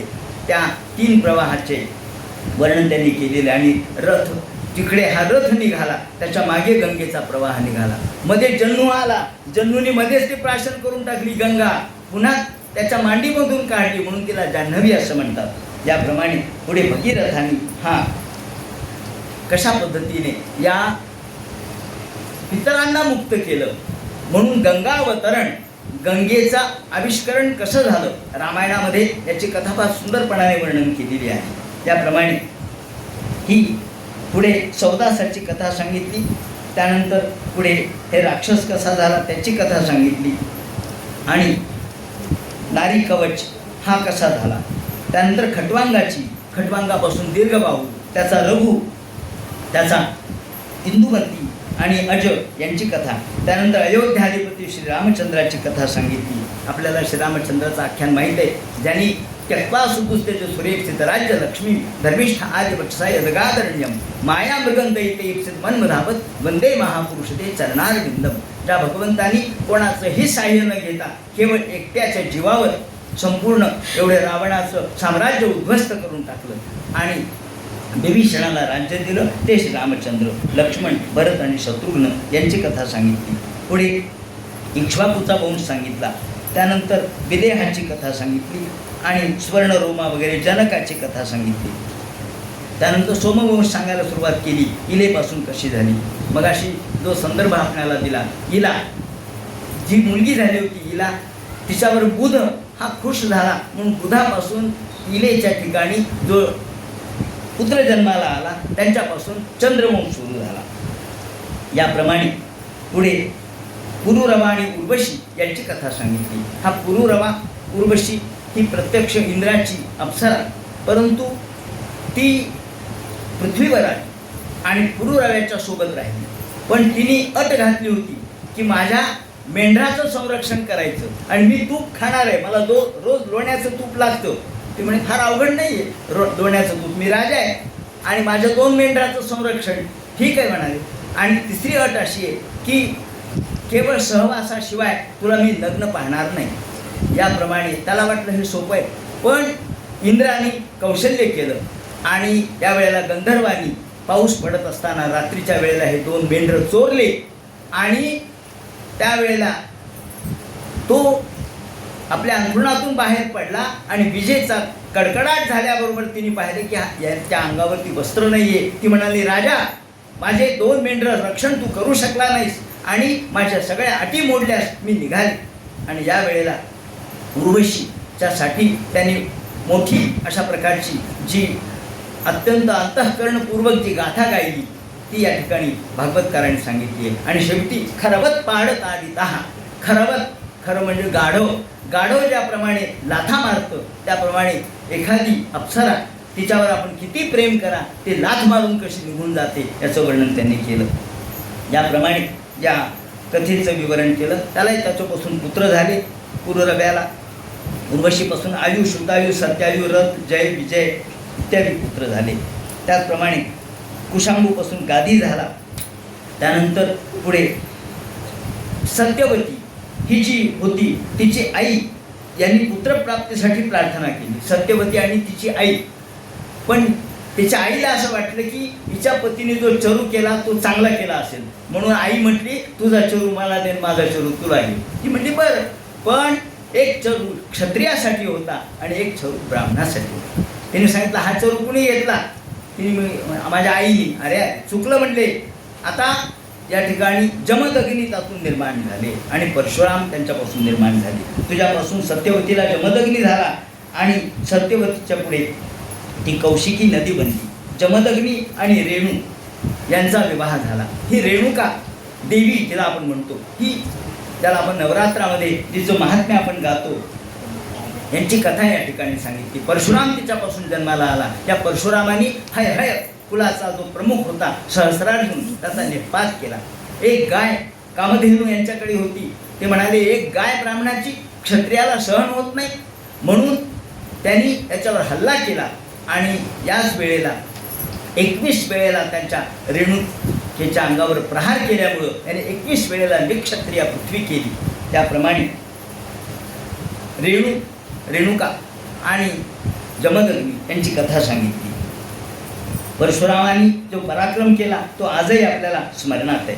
ज्याप्रमाणे एकदा ही रेणुका ती दररोज म्हणे वालुकेचा माठ तयार करत असे आणि घेऊन येत असे. वाळूचा माठ किंवा वाळूचं घट तयार करून घेऊन येत असे. एके दिवशी वाळूचा घट लवकर झालाच नाही. त्याचं कारण किंचित चित्ररथस्पृहा, तिथे त्या नदीवरती चित्ररथ गंधर्व आला होता आणि त्याच्याकडे फक्त रेणुकेने पाहिलं आणि आपणही अशी जलक्रीडा करावी असं तिला वाटलं. पण जमदग्नी तर जमदग्नीच, रागीट जमदग्नी, ती ललाटे, आपण म्हणतो ना ललाटामध्ये राग आहे. जमदग्नी म्हणते का ग रेणुके उशीर झाला तुला? ती म्हणली महाराज नाही, तुझ्या मनामध्ये विकार आला, उशीर झाला तुला आत्ताच्या आत्ता देहांताचं प्रायश्चित्त द्यायला पाहिजे. त्यांनी बाकीच्या भावांना परशुरामाचे विचारलं, त्यांनी नकार दिला. परशुराम बाहेरून आले, म्हणले काय आईला मार म्हणल्याबरोबर त्यांनी हातात परशु घेतला आणि ठार मारलं. आणि नंतर जमदग्नी खुश झाले, वारे वा, भावालाही मार म्हणून सांगितलं, भावालाही मारलं. जमदग्नी म्हणले काय आशीर्वाद पाहिजे? म्हणजे काही नाही, माझ्या आईला जिवंत करा, माझ्या भावाला जिवंत करा आणि मी मारलंय असं त्यांची आठवण राहू नये. तथास्तु झालं. म्हणजे आपल्याला समोरच्या व्यक्तीची ताकद कळली पाहिजे आणि तेवढं कौशल्य पाहिजे. असो, याप्रमाणे सहस्रार्जुनाचा वध त्यांनी केला आणि पृथ्वी शेवटी दान केली. 21 वेळेला निक्षत्रिया पृथ्वी केली आणि ही पृथ्वी दान केली. असं वर्णन केले भागवतामध्ये की इथून पुढच्या मन्वंतरामध्ये वेदमार्गाचे प्रवर्तक परशुराम होणार आहेत. म्हणून अक्कलकोटचे गजानन महाराज हे परशुरामाचे भक्त आहेत आणि इथून पुढे अग्निहोत्राचा प्रचार त्यांच्यापासून जो सुरू झालेला आहे. आज अनेक देशांमध्ये अग्निहोत्र चालू आहे, अमेरिकेमध्ये सुद्धा चालू आहे. कारण वेदमार्गाचा प्रचार पुढे यांच्यापासूनच होणार आहे असं भागवतकारांनी लिहून ठेवलेलं आहे. हे चिरंजीव राहिलेले आहेत. ज्याप्रमाणे या कथेच्या नंतर पुढे ययातीची कथा सांगितली. ययाती हा जो होता तो नहुषाचा पुत्र. यती, ययाती, संयाती, आयाती असे 4 पुत्र होते नहुषाचे. आणि ययाती एके दिवशी मृगया करण्यासाठी निघाला आणि एकदम त्याला एका विहिरीमध्ये कोणाचा तरी आवाज आला, मला वरती काढा, मला वरती काढा म्हणून. कोण ओरडतंय? पाहिलं तर एक मुलगी दिसली, देवयानी. त्याने पाहिलं, धनुष्याचं टोक खाली टाकलं आणि आपलं उपकरण टाकलं, आपल्या अंगावरचा शेला घेतला, खाली टाकला आणि ओढला आणि एकदम तिच्या हाताला हात लावला. ती म्हणाली, महाराज आपलं पाणी ग्रहण झालं. नाही, असं कसं काय? तू ब्राह्मणाची मुलगी? हो. आणि मी क्षत्रिय?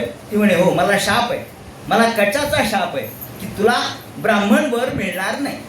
आता ही कशी काय त्याच्यात पडली? त्याचं कारण ते सांगतात की एकदा या वृषपर्व्याच्या घरी शुक्राचार्य असताना वृषपर्व्याची मुलगी जी शर्मिष्ठा आणि देवयानी ह्या सगळ्या मैत्रिणी होत्या.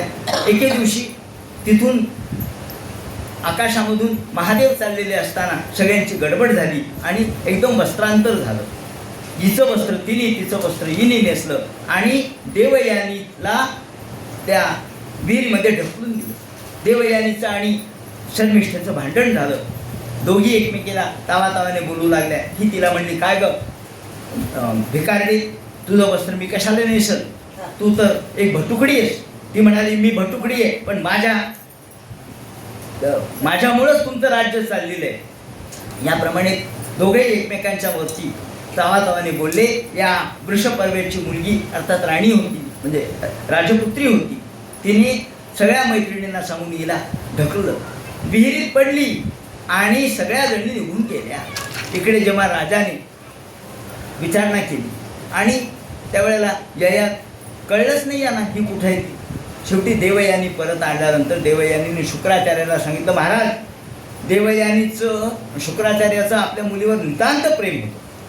शुक्राचार्य म्हणले, काय झालं तुला उशीर का लागला? तिने सांगितलं, मला या सगळ्या मुलींनी ढकललं आणि वृषपर्व्याची मुलगी शर्मिष्ठा हिचं माझं भांडण झालं तर 1 मिनिट राहायचं नाही, आपण इथं निघून जा. शेवटी वृषपर्व्याला कळालं. वृषपर्वा म्हणला, शुक्राचार्य जाऊ नका, जाऊ नका. ती म्हणली जाऊ नका, माझ्या मुलीचं म्हणणं आहे. ती म्हणली जर इथं थांबायचं झालं तर एक अट आहे. म्हणजे कोणती अट? माझं लग्न ययाती बरोबर होणार आहे, तिथे ही दासी म्हणून आली पाहिजे.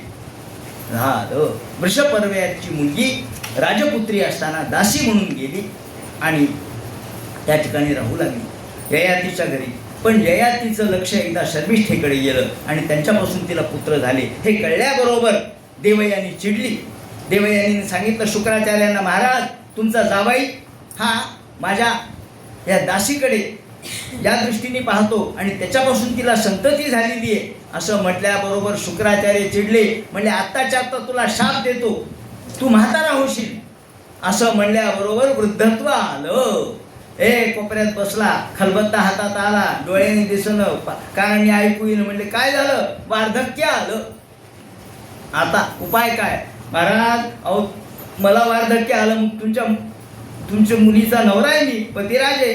तुमचे जावई वार्धक्याने ग्रस्त असतील तर तुम्हाला सुख लाभेल का? आणि तुम्हाला पुन्हा एकदा आम्हाला अनारसे द्यायचा प्रसंग येईल का? ते म्हणले आता असं करा, तुझं वार्धक्य जर कोणी घेत असेल तर त्याला देऊन टाक. त्याला जे 4 मुलं होते, या 4 मुलापैकी 3 मुलांना विचारलं. यदूला विचारलं माझं वार्धक्य घेतो का? यदू म्हणला हे कोण घेणार आहे? तुर्वसूला विचारलं, त्यांनी घेतलं नाही. द्रुह्यूला विचारलं, त्यांनी घेतलं नाही. शेवटी पुरू म्हणला मी घेतो. आणि म्हणून पुरूला त्यांनी सांगितलं ज्या अर्थी तू माझं वार्धक्य घेतलंस त्या अर्थी तुझ्याकडे राज्य राहील. ज्याप्रमाणे पुढे राज्याचा अधिकार त्याच्याकडे राहिला. म्हणून कृष्णाला छत्र मिळालं नाही, कृष्ण राजे झाले नाहीत, कारण यदूचे यादव आहेत ते. याप्रमाणे पुढे तिथून त्यांनी सांगायला सुरुवात केली की पुरूचा वंश सांगितला, त्यानंतर ऋतेवीचा वंश सांगितला, चक्रवर्ती पुढे भरताचा वंश सांगितला. भरत, दुष्यंत आणि भरत खरं म्हणजे ही प्रत्यक्ष एका अप्सरेपासून झालेली पुत्री. पण या वेळेला विश्वामित्राने त्याचा स्वीकारायला नकार दिला आणि तिला सांभाळलं एका ऋषींनी. ज्या ऋषींनी तिला सांभाळलं शकुंतला, तिचं नाव शकुंतला. कारण ती शकुंत म्हणजे पक्षी, त्याला मैना म्हणतो आपण, त्यांच्यावर नितांत प्रेम करणारी होती. हा शकुंतला विश्वामित्र आणि मेनकेची पुत्री होती खरी म्हणजे, पण कण्व ऋषींनी तिला सांभाळलं. आणि मग मोठा झाल्यानंतर हा भरत म्हणून जन्माला आला. एकदा दुष्यंत राजा आलेला असताना तिचं आणि शकुंतलेचा विवाह गांधर्व पद्धतीने झाला.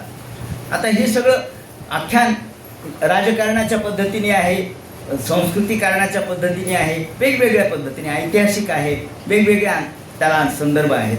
परंतु मी थोडक्यात असं सांगेन की दुष्यंतापासून हा पुत्र झाला भरत.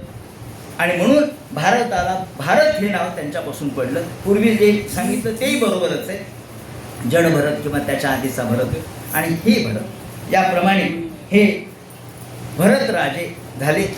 भरतानी मशनारे नावाचा यज्ञ केला, धर्मकर्म केले आणि या 33 अशा प्रकारचे घोडे, 3300 घोडे बांधून त्यांनी यज्ञ केले. त्याला मशनारे असं म्हणतात. ज्याप्रमाणे यमुनेच्या तीरावर 78 अश्व त्यांनी बांधले आणि गंगेच्या तीरावर 55 यज्ञ त्यांनी केले. आणि पद्व म्हणजे 13,084 एवढ्या गायी त्यांनी दान दिल्या. 14 लक्ष हत्ती त्यांनी दान दिले सोन्याने मढवून. असा हा भरत होता. त्या भरताची कथा सांगितली, त्यानंतर वित्तताची सांगितली, नंतर पुढे रंतीदेवाची कथा सांगितली, त्यानंतर रिपुंजयाची आणि देवोदासाची कथा, शतानंदाची कथा ही सगळी सांगितली. म्हणजे नवमस्कंद हा सगळा राजांचा स्कंद आहे. शंतनू आणि गंगा यांचं सांगितलं, त्यांच्यापासून भीष्म कसा झाला ते सांगितलं, धृतराष्ट्र, पांडू आणि विदुर हे कसे झाले ते सांगितलं. पुढे त्यांनी ययातीचा अनुचा वंश सांगितला, हैहय कुलाचा वंश सांगितला आणि शशबिंदूपासून पुढे विदर्भ कुलामध्ये कुशप्रथ कसे झाले ते सांगितले. जामग आणि शैब्या यांचं एका मिनिटात सांगतो. जामग आणि शैब्या मोठी गमतीची कथा आहे. जामग होता आणि शैब्या त्याची पत्नी.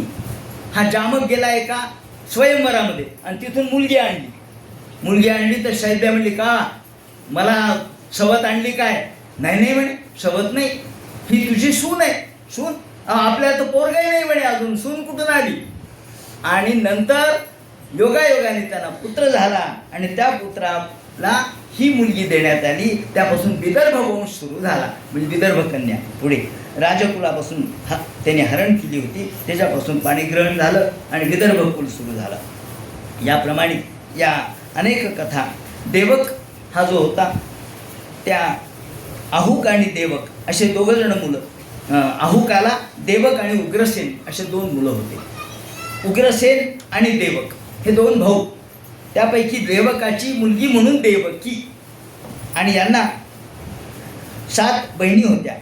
देवकीला सुद्धा धृतदेवी, शांतीदेवी, उपदेवा, श्रीदेवी, देवरक्षिता, सहदेवी आणि देवकी.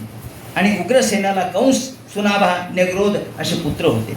आणि एके दिवशी याप्रमाणे वसुदेव यांना एकूण 18 बायका होत्या. ही देवकीसह 18 बायका. एके दिवशी या आनक दुंदुभी जेव्हा वसुदेव जन्माला आले त्यावेळेला भगवंताच्या वडिलांच्या जन्मामुळं आकाशामध्ये दुंदुभी वाजल्या, म्हणून वसुदेवाचं दुसरं नाव आहे आनक दुंदुभी.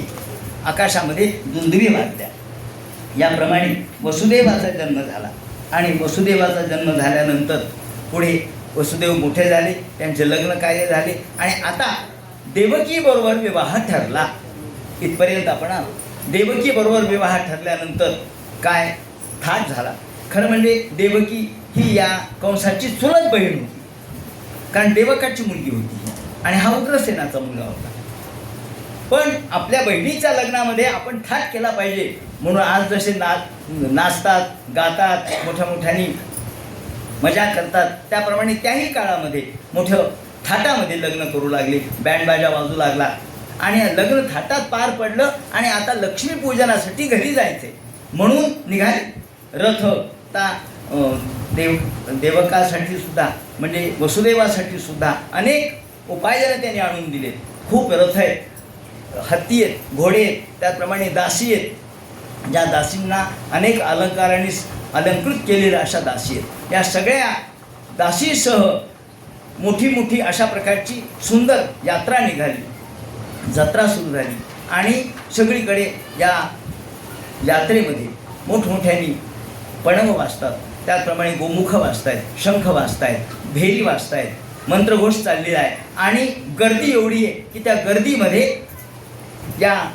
हा कंस आपल्या देवकीच्या रथाचा बागडोर घेऊन बसलेला आहे. देवकीच्या रथाचं सारथ्य करतोय तो. देवकीचं इतकं प्रेम आहे त्याच्यावर, त्याचंही देवकीवर प्रेम आहे. आणि रथाचं सारथ्य करता करता करता निघाला.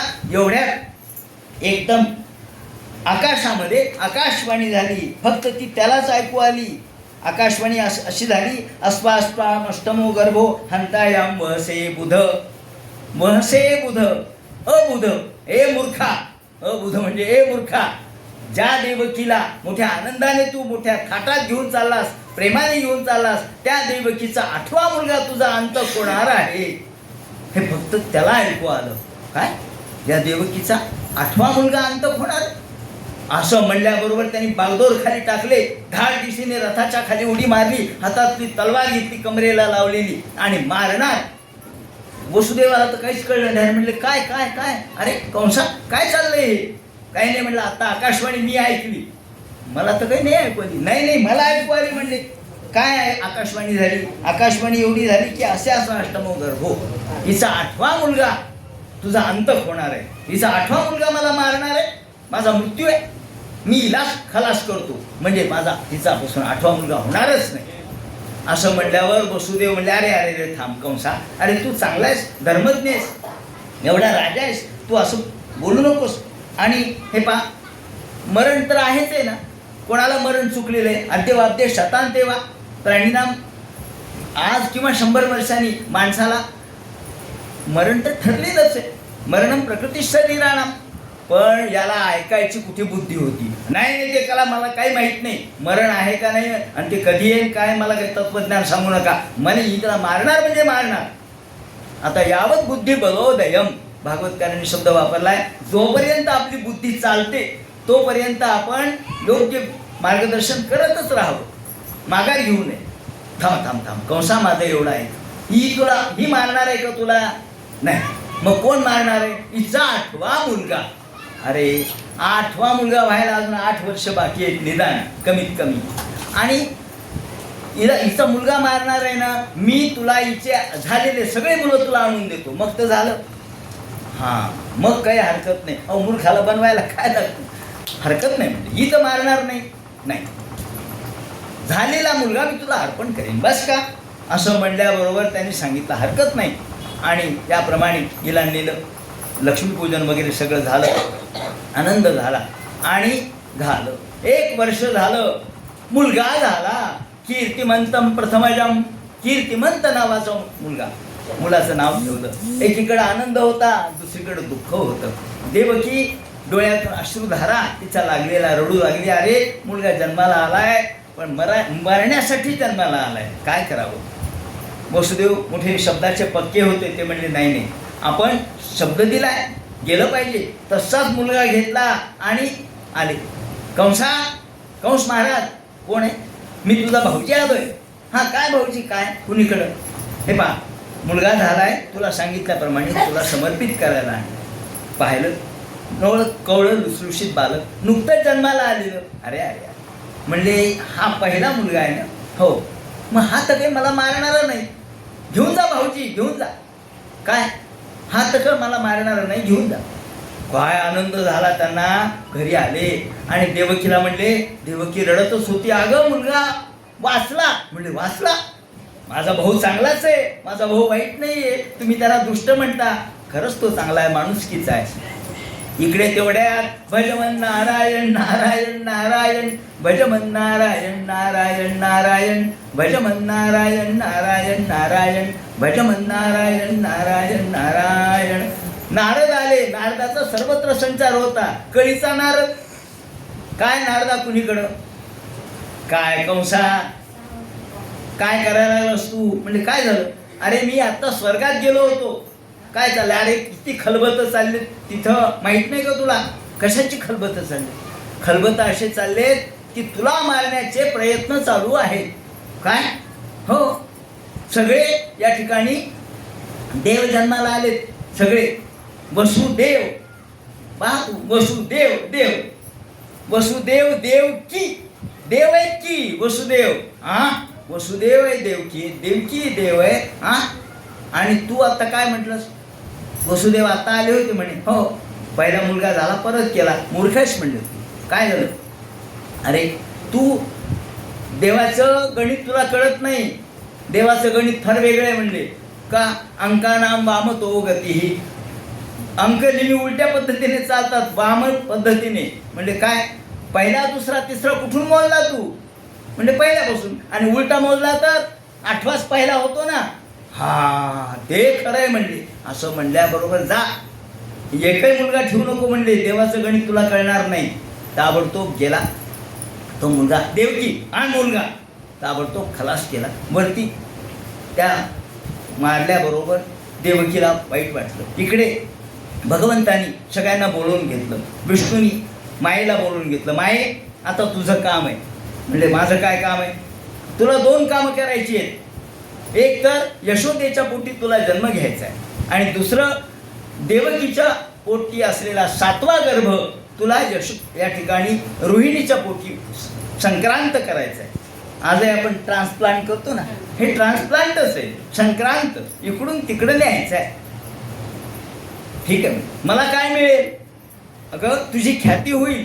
दुर्गे येती, भद्रकाली येती, तुला दुर्गा म्हणतील, तुला भद्रकाली म्हणतील. वैष्णवी तिचं वैष्णवी म्हणून तुझी पूजा करतील. नवरात्रामध्ये मोठा थाट होईल तुझा, हरकत नाही.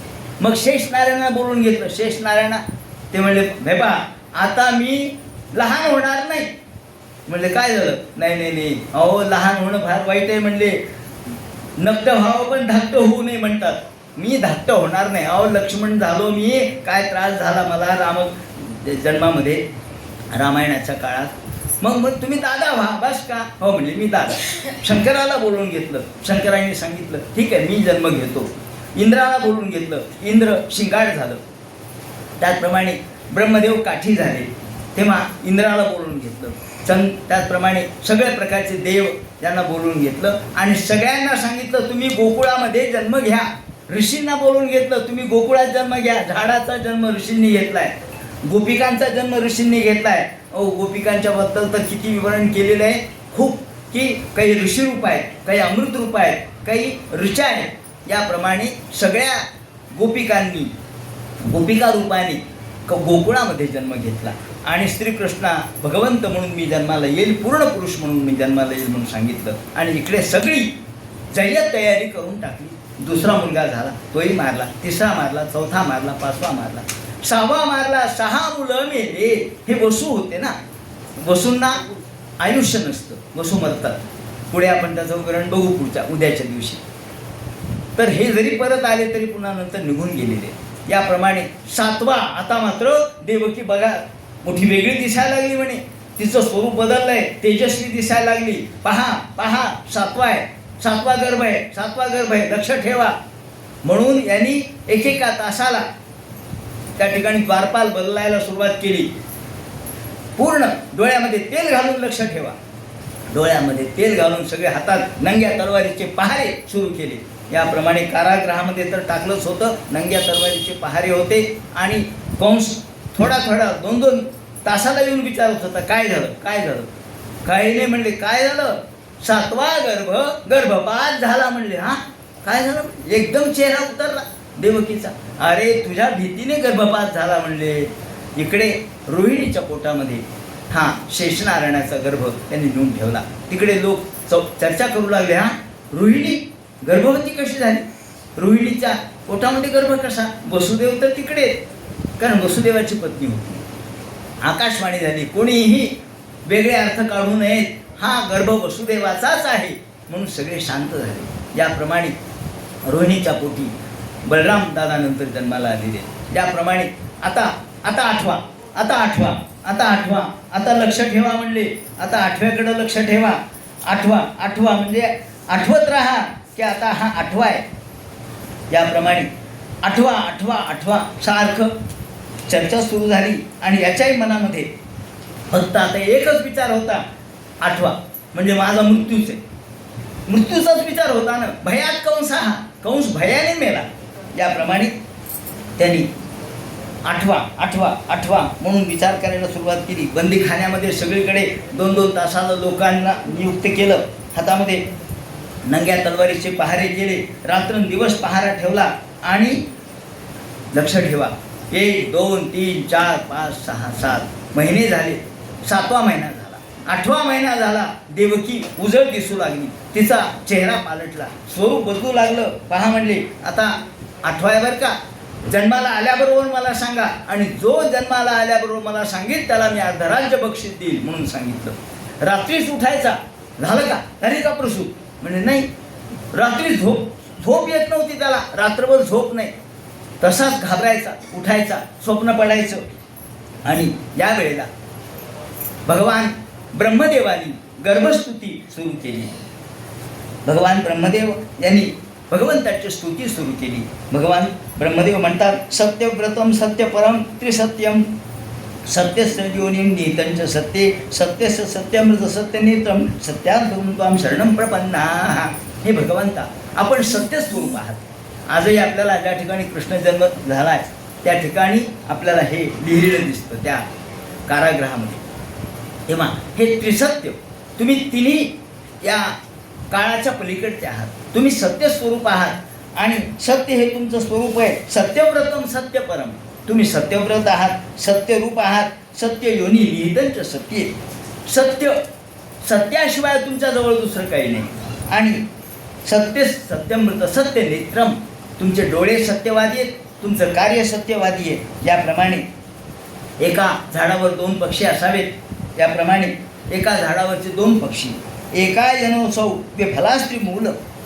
आता या ठिकाणी पूर्ण संसार वृक्षाचं रूपक सांगितलंय. जसं आपण 15व्या अध्यायामध्ये गीतेच्या वाचतो ते रूपक या ठिकाणी सांगितलेले आहे. माणसाच्या वृत्ती कशा आहेत ते सांगितलंय. आणि खगम समुत्तीर्य सुदुस्तरम द्युमन, याप्रमाणे स्वयं समुत्तीर्य सुदुस्तरम द्युमन भवारणमं भीष्म गदव सौहृदाः. याप्रमाणे संपूर्ण देवांनी ब्रह्मदेवासह सगळ्यांनी गर्भस्तुती केली, गर्भाची प्रार्थना केली, विष्णूची भगवंताची प्रार्थना केली. देवा लवकरात लवकर आता प्रगट व्हा. कारण गायीच्या द्वारे भगवंताकडे प्रार्थना झालेली होती. ब्रह्मदेव यांनी गायीचं गाऱ्हाणं सांगितलं होतं. जेव्हा जास्तीत जास्त त्रास होतो, दुःख होतं, संपूर्ण समाज जेव्हा दुःखी होतो, तेव्हा गायीच्या रूपाने संपूर्ण पृथ्वी ही गायीच्या रूपाने ब्रह्मदेवाला गाऱ्हाणं सांगते आणि ब्रह्मदेव देवाकडे जातात. तेव्हा आता ब्रह्मदेव म्हणतात की गायीच्या रूपाने पृथ्वी तुमच्याकडे आलेली आहे आणि पृथ्वीनी गाऱ्हाणं केलं, लवकरात लवकर देवा अवतार घ्या, आता आम्हाला हा अत्याचार सहन होत नाही. याप्रमाणे भगवंताला प्रार्थना केली. देवाने सांगितलं काळजी करू नका, लवकरात लवकर मी येणार आहे. आणि त्यांनी संपूर्ण आत्तापर्यंत घेतलेल्या सगळ्या अवतारांचं विवरण केलेलं आहे. मत्स्याश्वकट चंद्रपश्चिम नृसिंह वराह हंस राजन विप्रविकृत हे कृतावतार. देवा आत्तापर्यंत आपण अनेक अवतार घेतले. मत्स्य अवतार घेतला, कच्छावतार घेतला, वराह घेतला, नृसिंह घेतला, त्याचप्रमाणे हंस अवतार घेतला आणि विप्र म्हणजे वामन अवतार घेतला, त्याचप्रमाणे रामावतार घेतला, परशुराम अवतार घेतला आणि आता लवकरात लवकर तुमचा पूर्णावतार धारण करा. याप्रमाणे त्वं पासी नस्त्रिभुवन, तुम्ही सगळ्या जगाचे पालक आहात. तेव्हा लवकरात लवकर प्रगट व्हा. मा भूत भयम. आणि मग लोक भगवंत म्हणतात घाबरू नका, मी लवकरात लवकर प्रगट होणार आहे, आता वेळ आली की प्रगट होणार आहे. असं म्हटल्याबरोबर आता वेळ तरी कधी येणार, ते म्हणे येईल थांबा जरा. आणि एकदम या वेळेला पाहिलं श्रावण महिना होता. श्रावण पवित्र रोहिणी नक्षत्र आनंदाचे पात्र विश्व केले. श्रावण महिना पाहिला, कृष्ण पक्ष पाहिला. कृष्णाने सुद्धा कृष्ण पक्ष पाहिलाय, कारण राम शुक्ल पक्षात आहे, कृष्ण पक्षात आहे. कारण चांद्रवंश आहे ना, त्यामुळं कृष्णाचं महत्त्व आहे, चंद्राचं महत्त्व आहे, चांद्रवंश आहे. त्याप्रमाणे कृष्ण पक्ष पाहिला. अष्टमी तिथी पाहिली, कारण अष्टमी तिथी ही एकदम मध्यावर येते. जशी म्हणजे अष्टमी तिथीचं वैशिष्ट्य खूप सांगितलं आहे आणि भागवतकारांचं वैशिष्ट्य असं आहे की बरोबर 8व्या श्लोकावर कृष्ण जन्म केला आहे. इतकं सूक्ष्मता आहे, म्हणजे जेवढं आपण भागवत बारकाईने बघावं ना तेवढं आपल्याला आश्चर्यच वाटायला लागतं की काय व्यास महर्षींचं कौशल्य आहे. 8व्या श्लोकावर बरोबर कृष्ण जन्म केलेला आहे. अष्टमी, आणि ही अष्टमी तिथी बरोबर आपल्याला पौर्णिमेच्या आधी 8 दिवस ही अष्टमी तिथी, ज्या वेळेला चंद्राचं स्वरूप वेगळं असतं आणि रात्र 12 वाजले, निशी इथे तमौद्भूते, त्यावेळेला रात्री 12ची वेळ पाहिली आणि या वेळेला कशी स्थिती होती याचं वर्णन त्यांनी केलेलं आहे. दिशा प्रसेंदुर गगनम, संपूर्ण दिशा प्रसन्न झालेल्या होत्या, गगन प्रसन्न झालेलं होतं आणि निर्मल उडुगणोदयम, संपूर्ण उडुगण म्हणजे सगळ्या चांदण्या, म्हणजे जरी श्रावण महिना असला तरी सुद्धा चमचम चमचम चांदण्या आकाशामध्ये करत होत्या. मही मंगल भूयिष्ठ, मंगल शब्द काय वापरलाय त्यांनी की आता पृथ्वी सुद्धा उत्सुक आहे कशासाठी, आपल्याला सौभाग्य दान मिळणार आहे. कारण आतापर्यंत भगवान नाहीत म्हणजे मी सौभाग्यवती नाही, भगवान आहेत म्हणजे मी सौभाग्यवती आहे. याप्रमाणे भुई मंगल भूयिष्ठ, ती मंगल कारकतेसाठी उत्सुक झालेली आहे. आणि पूर्वोद्याम प्रजा करा, सगळीकडे उद्यान, त्याचप्रमाणे नगर हे आनंदी झालेले. पुरग्राम प्रजा करा, नद्या प्रसन्न सलिला. श्रावण महिना असल्यामुळं पावसाळा होता. वर्षाकाली सरिता वाहो लागे पांडुसुता, तैसी नित्य नवी वजता श्रद्धा दिसे. माऊलींनी म्हटल्याप्रमाणे धो धो धो धो धो धो नदीचा प्रवाह वाहत होता. यमुना दुधडी भरून वाहत होती, पाऊस धो धो कोसळत होता आणि प्रसन्न नदी दिसायला लागलेली होती. या वेळेला जलगृहश्रिया, जलगृह म्हणजे कमलनी फुललेल्या होत्या, कमळ फुललेले होते, त्याचा सुगंध सगळीकडे पसरत होता. आणि द्विजालिकुल सन्नाद, या ठिकाणी द्विज 2 अर्थाने, द्विज म्हणजे पक्षी आणि द्विज म्हणजे ब्राह्मण. ब्राह्मणालाही आनंद झाला, पक्षांनाही आनंद झाला. ज्या वेळेला सगळ्यांना आनंद होतो तेव्हा देव जन्माला येतो, जेव्हा सगळ्यांना दुःख असतं तेव्हा कुठेतरी राक्षस प्रगट होत असतो. म्हणून द्विजालिकुल सन्नाद स्तबका वनराजया बहु वायू सुखस्पर्शा. वायू काय वातावरणाचं वर्णन केलंय, काय पर्यावरणाचं वर्णन केलंय, स्वतंत्र चिंतनाचा विषय हा पर्यावरण. वायू सुखस्पर्श.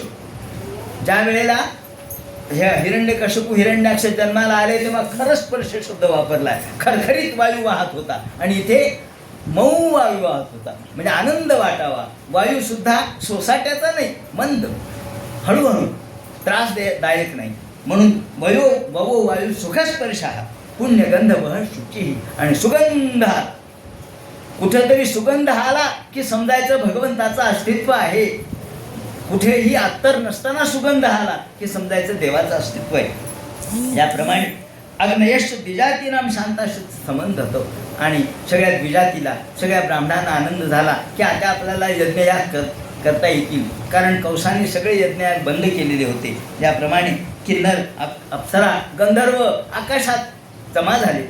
बरोबर श्रावण महिना, कृष्ण पक्ष, अष्टमी तिथी, रात्री 12 वाजलेले आणि सगळे आकाशामध्ये गोळा झालेले. आता भगवान जन्माला येतील.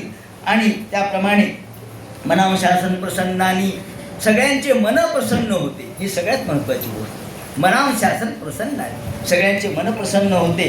आणि सुमनांशी मुदान घेता हा मंदम मंदम जलधरम.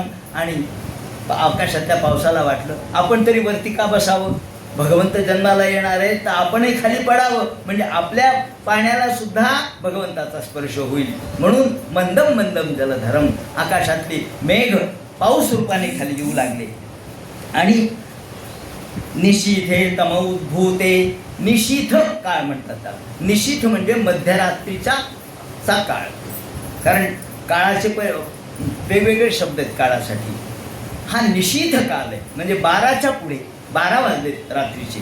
त्यावेळेला काही घड्याळ नव्हतं, त्यामुळे निशीथ शब्द वापरलाय. निशीथे तम उद्भूते जायमाने जनार्दने. आणि एकदम ज्याप्रमाणे पूर्वेच्या क्षितिजावर पौर्णिमेचा चंद्र प्रगट व्हावा त्याप्रमाणे बरोबर रात्री 12 वाजता देवक्याम देवरूपिण्याम विष्णू सर्व गुहाशया आविरासीत यथा प्राच्याम दिशिंदुरिव पुष्कला. गोपाल कृष्ण भगवान की जय. ज्याप्रमाणे सगळ्यांना आनंद झाला, पुष्पवर्षाव झाला, गंधर्व गायन करू लागले, अप्सरा नृत्य करू लागल्या, सर्वांनी पुष्पवर्षाव केला. मुमुचुर्मन्योस सुमनांसिता. याप्रमाणे किन्नर, गंधर्व यांनी पुष्पवर्षाव केला. चारण यांनी, विद्याधरांनी, अप्सर नृत्य करू लागल्या, सर्वांना आनंद झाला. आणि निशिथे तमोद्भूते जायमाने जनार्दने देवक्याम देवरूपिण्याम विष्णू सर्व गुहाशया आविरासीत. आविरासीत म्हणजे प्रगट झाले. जन्म नाही झाला माणसाचा का, प्रगट झाले. प्रगट झाले तर ते जणू काही एकदम पौर्णिमेचा चंद्र हा पूर्वेच्या क्षितिजावर उगवावा त्याप्रमाणे कृष्ण चंद्र दिसू लागला. आणि आविरासीत यथा प्राच्याम दिशिंदुरिव पुष्कला. त्याप्रमाणे पांढरं स्वच्छ कमळ उगवावं, त्याप्रमाणे पांढरा स्वच्छ चंद्र उगवावा, त्याप्रमाणे भगवान दिसू लागले आणि एकदम प्रगट झाले. ते प्रगट झाल्याचं वर्णन त्यांनी केलंय. तमद्भुतम बालकमन मंबुजे क्षणम चतुर्भुजम शंख गदाधम्म. चतुर्भुज मूर्ती होती, पितांबर धारण केलेला होता, त्याचप्रमाणे वैजयंती माला होती, सावळा अशा प्रकारचा रंग होता, शंख चक्र गदा पद्म धारण केलेलं होतं. एवढ्या महागा मोलाच्या काळात सुद्धा सगळ्या अंगात सुवर्णाचे अलंकार होते. 10 बोटात 10 मुद्या होत्या. श्री वत्स लक्ष्मण गल कौस्तुभ शोभितम. गळ्यामध्ये कौस्तुभमणी होता. श्री त्याप्रमाणे वत्स चिन्ह होतं. महाहर वैदूर्य किरीट कुंडल, किरीट धारण केलेले, कुंडल धारण केलेले, अत्यंत रत्नाने परिपूर्ण, पूर्ण चमचम चमचम संपूर्ण अंग करत होतं श्रीकृष्णाचं. उद्दाम कांचांग पण पूर्ण 10 बोटात 10 अंगठ्या. आणि वसुदेव तर थक्क झाले. वसुदेव ऐक्षत. हा असा मुलगा, यापूर्वी मुलं झाले पण असा पाहण्यात नाही आला. काय रूप आहे, काय सौंदर्य आहे, काय तेज आहे, काय अलंकार आहेत, काय दागिने आहेत. आणि थक्क झाले, नुसतं भ्रमचित्त. क्षणभर तर काहीच कळेना त्यांना मी काय बघतोय, मी काय पाहतोय. वसुदेव ऐक्षत. विस्मित झाले. सविस्मरो फुल्ल विलोचनो हरी. विस्मित, चकित झाले आणि नुसते डोळे उघडे करून बघू लागले, काही कळेना. आणि मग वसुदेव बोलू लागले, देवा मला माहीत आहे की आपण प्रत्यक्ष भगवान आहात, प्रत्यक्ष भगवंताचं रूप आपण आहात. विदितोस्मी भवान साक्षात पुरुष प्रकृते पराह. मला माहिती आहे की आपण प्रकृतीच्या पलीकडचे आहात आणि प्रत्यक्ष भगवंताचं स्वरूप केवलानुभवानंद. आनंद हे तुमचं स्वरूप आहे, सच्चिदानंद हे तुमचं स्वरूप आहे, मला माहीत आहे. आणि बुद्धुनिमेय लक्षणम, तुम्ही बुद्धीने कळणारे नाही, अनुमेय, अनुमानेना श्रुती नेती नेती म्हणती गोविंदुरे. तुम्ही अनुमानाने कळणारे नाही, तुम्ही शाब्द प्रमाण अनुमान त्याचप्रमाणे कोणत्याही लक्षणाने तुम्ही कळू शकत नाहीत. लक्षणे ऋणुमापकही, तुम्ही कोणत्याच अनुमापकात बसू शकत नाहीत, तुम्ही सगळ्याच्या परे आहात. याप्रमाणे प्रार्थना केली. आता देवकी मातृहृदय ते आत्तापर्यंतचे 6 मुलं मारलेले तिला डोळ्यासमोर दिसत. आईचं हृदय काही वेगळंच असतं. आईच्या हृदयामध्ये तिच्या अंतःकरणात पाना फुटला आणि डोळ्यातून पाणी सुरू झालं, डोळ्यातून अश्रुधारा सुरू झाल्या. कारण 6 मुलांचं दुःख तिने डोळ्याने पाहिलं होतं. आपल्याच मुलांना आपल्या डोळ्यासमोर मारताना मरताना त्यांचे चिळकांड्या उडताना तिने पाहिलं होतं आणि ते ती विसरू शकत नव्हती. एकदम ती समोर आली आणि म्हणाली, रूपम व्यक्तप्राहुर व्यक्त माध्यम, हे देवा तुमचं हे रूप लवकरात लवकर कमी करा, लहान करा. मला भीती वाटायला लागली, भीती वाटायला लागली. कदाचित कंस येईल. कंस कशाचा? तो यमराज आहे, यमराज तो येईल आणि त्याचे सगळे या ठिकाणी नोकर चाकर बसलेले आहेत, त्यांच्यापर्यंत आवाज जाईल, सांगता येत नाही. देवा लवकरात लवकर लहान व्हा. आपला हा आवाज ऐकून कदाचित हे सगळे ठेवलेले गुप्तहेर जागे होतील, या ठिकाणी ठेवलेले भालदार सोबदार कदाचित धावत येतील. म्हणून तुम्ही हे तुमचं रूप कमी करा. सत्ता मात्र तुम्ही आहात, मला माहीत आहे. मृत्यू व्याल भीत पलायन. देवा मृत्यू माणसाच्या मागे लागलेला आहे. व्याल भीत पलायन, व्याल म्हणजे साप. जसं एखाद्या माणसाला साप चावला नाही तरी भयपानाने माणूस मरतो, तसं मला भयपान लागलंय, भीती वाटायला लागली. मला माहीत आहे, एकीकडे हे माहीत आहे की तुम्ही ईश्वर आहात, कर्तुम अकर्तुम अन्यथा कर्तुम शक्ती तुमच्यात आहे, हे कळतंय पण वळत नाही. कारण माझं मातृहृदय, आईचं हृदय, मी आत्तापर्यंत 6 मुलांना मरताना पाहिलेलं आहे. म्हणून मृत्यू जरी मी पाहिला तर मृत्यूच्या नुसत्या आठवणीने आज माझं शरीर मन थरथर कापतंय, काळीच कापतंय. मृत्यू व्याल भीत पलायन. लोकांसर्वा निर्भय नाद्य गच्छन. लोकांना निर्भयत्व नाहीये, मी सुद्धा भीतीने त्रस्त आहे. देवा तुम्ही मला अभय द्या, तुम्ही मला निर्भय करा. तत्पादाब्जम प्राप्य छयाद्य स्वस्थ स्थिती मृत्यूरस्मापदी. देवा तुम्ही मला मृत्यूपासून वाचवा आणि तुमचं हे रूप लहान करा. कृष्ण म्हणाले, थांब थांब, मी लहान होतोय, फक्त माझं एवढं ऐका, मला काय बोलायचंय ते मला सांगू द्या आणि मग तुम्ही लहान रूप मी धारण करतो, तुम्ही ऐका. आणि मग त्याने सांगायला सुरुवात केली कृष्णाने. हे पहा, मला तुम्हाला सांगायचं आहे म्हणून मी हे मोठं रूप धारण केलं. तुम्ही जेव्हा तपश्चर्या केली त्यावेळेला तुम्ही 3 जन्मामध्ये माझ्या पोटी जन्म घ्या असं तुम्ही मला सांगितलं. त्याप्रमाणे पहिल्यांदा तुम्ही सुतपा आणि पृष्णी होता, नंतर कश्यप आणि कृष्णगर्भ आणि नंतर वसुदेव आणि देवकी या रूपाने मी तुमच्या आता वसुदेव आणि देवकी आहात. मी कृष्ण रूपाने या ठिकाणी जन्माला आलो आहे. याच्या आधी कश्यप आणि पृष्णगर्भ म्हणजे मी वामन रूपाने तुमच्याकडे अवतार धारण केला आणि नंतर सुतपा आणि कृष्ण तुम्ही होतात त्यावेळेला मी अवतार धारण केला. तेव्हा आता यानंतर तुम्ही माझ्याकडे पुत्र म्हणून बघू नका, मला माझ्याकडे ईश्वर म्हणून पहा. पुत्र भावेन, पुत्र रूपाने मी तुमचा पुत्र आहे, मी तुमचा अपत्य आहे म्हणून माझ्याकडे बघू नका. कारण माझ्याकडे पाहायचं असेल ते ईश्वर म्हणून पहा. पुत्र भावेन याचा दिशा. त्याप्रमाणे मी तुम्हाला सांगतो की तुम्ही माझ्याकडे ईश्वर रूपाने पहा, तर तुम्हाला त्या ठिकाणी खऱ्या अर्थाने माझं स्वरूप कळेल. एतद्वादर्शितम रूपम प्राजन्म स्मरणाय मे. हे रूप मी तुमचं पूर्वजन्मीचं आठवण देण्यासाठी केलेलं आहे. म्हणून आता नान्यथा मद्भवम ज्ञानम मर्त्यलिंगेन जायते. नाहीतर माझं ज्ञान सामान्य माणसाला कळत नाही, सामान्य माणसाला माझं स्वरूप कळत नाही. तेव्हा तुम्हाला हे कळावं म्हणून मी या ठिकाणी हे रूप धारण केलं. आणि आता मी लहान होतो पण मला भीती नाही कशाची. तुम्हाला जर भीती असेल तर तुम्ही यद्विभेद, तुम्हाला जर कंसाची भीती असेल तर तुम्ही मला इथून यदि कंसात बिभेषित्वम तर्हि मग गोकुलन्नय, तर तुम्ही मला गोकुळात घेऊन जा. आता मी लहान होतो, आता मी थांबतोय बोलण्याचं, पण काय करायचं ते मी सांगतो ना तुम्हाला. तुम्ही आता मला गोकुळात घेऊन जा. तुम्हाला कंसाची भीती वाटत असेल, मला नाही वाटत, पण तुम्हाला तुमच्या मनामध्ये जर काही शंका असेल तर मला गोकुळात घेऊन जा. आणि सांगितलं. आणि आता भगवान लहान झाले, एकदम लहान झाल्याबरोबर म्हणजे आता गोकुळात घेऊन जा. आपण तो हो म्हटलो, आता गोकुळात न्यायचं कसं? पण सगळीकडं कारागृह आहे, त्याचप्रमाणे पायाला बेडे आहेत, हाताला बेडे आहेत, साखळदंड बांधलेले आहेत, हे दरवाजे बंद आहेत. पण शंका निर्माण करायची नाही. का? भगवान सगळ्याची उत्तरं देतो. फक्त तुम्ही भगवंताला हो म्हणा. त्यांनी पाहिला तर न्यायचं कशात न्यायचं? एक केराची टोपली होती. काय भगवंताचं नशीब आहे, कोणाच्या नशिबात काय येतं काय माहिती. सगळ्या जगाला कारागृहातून मुक्त करणारे भगवान कारागृहात जन्माला आले. आणि आज टोपली, एक डस्टबिन आजच्यासाठी केराची टोपली होती, त्याच्यात टाकलं भगवंताला आणि म्हणले आता हे घेऊन जायचं.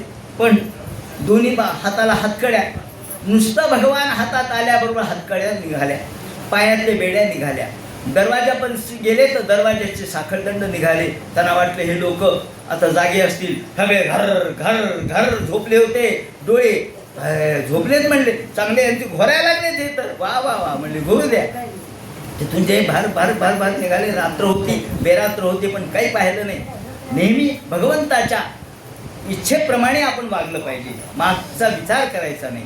संशय आत्मा विनश्यती, संशय निर्माण करायचा नाही. याप्रमाणे निसंशय होऊन भगवंताच्या शब्दाचं परिपालन केलं आणि भार भार भार भार निघाले. वरतून पाऊस पडत होता. मंदम मंदम जलधरम जगद्गुरुं सागरम, सागराचा आवाज येत होता. मंद मंद पाऊस वरतून चालू होता आणि भगवंत भिजू लागले. शेषनारायण म्हणले, भगवंत काय म्हणतील? एकदम भगवंत शेषनारायणांनी त्याच्यावरती फणा धारण केली आणि छत्र धारण केलं. याप्रमाणे छत्र भगवंतासाठी या शेषनारायणांनी आपली फणा त्या ठिकाणी पसरली आणि ती फणा पसरून छत्र धारण केल्यामुळं त्यांना पाऊस लागला नाही. याप्रमाणे पुढे निघाले तर यमुना नदी आडवी. आता जायचं कसं? यमुना नदीतून जायचंय. यमुना नदीतून जायचं तर यमुनेला धो धो धो धो प्रचंड प्रवाह वाहत होता. अहो नुसता प्रवाह नव्हता, अनेक आवर्त होते. आवर्त म्हणजे भवरे, अनेक भवरे होते. ज्या भवऱ्यामध्ये एकदा अडकलं ना तर माणूस वरतीच येत नाही. अनेक भवरे, अनेक मोठमोठे तिमिंगिलं, अनेक मासे, अनेक प्रकारचे प्राणी. पण आता मागं हटायचं नाही. बघ, निश्चय आत्मा निश्चय, निश्चयाचे बळ तुका म्हणे तेची फळ. याप्रमाणे निश्चय केला आणि पाय टाकला. यमुना आत्तापर्यंत छातीपर्यंत होती, मग तोंडापर्यंत आली, मग कपाळापर्यंत आली, नाका तोंडात पाणी चाललं. यमुनेला वाटलं भगवान माझ्यापासून चाललेत आणि असेच मी कोरडी राहू का? भगवंताने ओळखलं का रे? या वसुदेवाची आपल्या पित्याची तरी किती परीक्षा बघायची. त्यांनी आपला पाऊल खाली सोडल्याबरोबर स्पर्श झाला यमुनेचा. यमुनेला पायाचा स्पर्श झाल्याबरोबर दुभांग झाली यमुना. त्यांनी वर्णन केलंय ज्याप्रमाणे एखाद्या जुन्या काळातल्या सौभाग्यवतीच्या भांगाप्रमाणे यमुना सरळ झाली. मार्गंदगा, मार्ग कसा दिला तिने? तर ज्याप्रमाणे सौभाग्यवतीचा भांग असतो सरळ, त्याप्रमाणे ती सरळ झाली आणि भगवान तिथून निघाले. त्यांनी सरळ मार्ग दिल्यामुळं एकदम गोकुळात जाऊन पोहोचले. गोकुळात तर सगळी शांतता होती, सगळे शांत, सगळे झोपलेले. भगवंताची माया, नुकतीच माया जन्माला आली होती, त्यामुळं सगळ्यांवर माया टाकली होती. सगळे झोपले. आतमध्ये गेले. तिथं गेल्याबरोबर यशोदेच्या या गृहापर्यंत गेले. तिथे त्यांना मुलगी झाली होती, पण यशोदेला कळलंच नाही. कशामुळं कळलं नाही? प्रसूत झाली आणि नंतर थकून गेली, थकून गेली झोपली. मुलगा झाला का मुलगी हेच तिने पाहिलं नाही म्हणे. का? प्रसूतीच्या काळातल्या थकव्यामुळं तशीच झोपली. पाहिलं, तिथे गेले. तो यशोदेच्या जवळची मुलगी घेतली आणि मुलगा ठेवला, कृष्ण ठेवला. त्यांनी वर्णन केलंय की खोबळा ठेवला आणि नरोटी घेतली, गाभा ठेवला आणि साल घेतली, देव ठेवला आणि माया घेतली. मायेला आणलं, घरी आले पुन्हा. आल्याबरोबर पुन्हा जसे तसे दरवाजे खाड खाड खाड खाड लागले. पुन्हा हातात बेड्या आल्या. अहो माया आली की बेड्या येतात. कोणती? संसाराची बेडी मायेचीच आहे. माया आली की बेड्या येतात. त्याप्रमाणे सगळ्या बेड्या, पायात बेड्या, हातात बेड्या, सगळे दरवाजे लागले. अरे म्हणजे देव आहे की सगळ्या बेड्या सुटतात, माया आली की सगळ्या बेड्या राहतात. ज्याप्रमाणे आली हातात आणि कारागृहात येऊन पोचली की टेह टेह टेह रडायला सुरुवात केली की हे सगळे जागे झाले. हां हां चला चला कंसाकडं, चला महाराजाकडं. कोण आधी सांगते? पळत पळत पळत गेले. महाराज महाराज महाराज, काय झाली का? झाला का? 8वा मुलगा झाला का? झाला का? तो झोपेत सुद्धा आठवा करत होता. तसाच उठला, केस पाश मोकळे सोडले आणि हातात तलवार घेऊन निघाला. कुठे आहे? कुठे आहे? कुठे आहे? आल्याबरोबर देवकी, कुठे आहे मुलगा? कुठे आहे मुलगा? आणि इकडं. देवकी रडत रडत आहे. दादा मुलगा झाला नाही रे, मुलगी झाली. आता खोटं बोलली की नाही, पण धर्मासाठी बोलली. मुलगी झाली रे दादा. मुलगी कशी झाली? आता कशी झाली मला काय माहित. म्हणे देवाचं देणं, त्याला मी काय करू? हां देव खोटं बोलतात काय? म्हणे मुलगा होणार आणि मुलगी झाली, बरं असू द्या म्हणे. ती म्हणे नाही दादा, एवढी मुलगी तरी ठेव. माझे 6 मुलं तू मारले, 7वा गर्भपात झाला, निदान 1 मुलगी तरी ठेव. मी तुझ्या मुलाला देईल, आपलं नातं करू. ते काय चालणार नाही म्हणे. अरे तुझ्या मुलाला मी देईल, तू सून करून घेईला.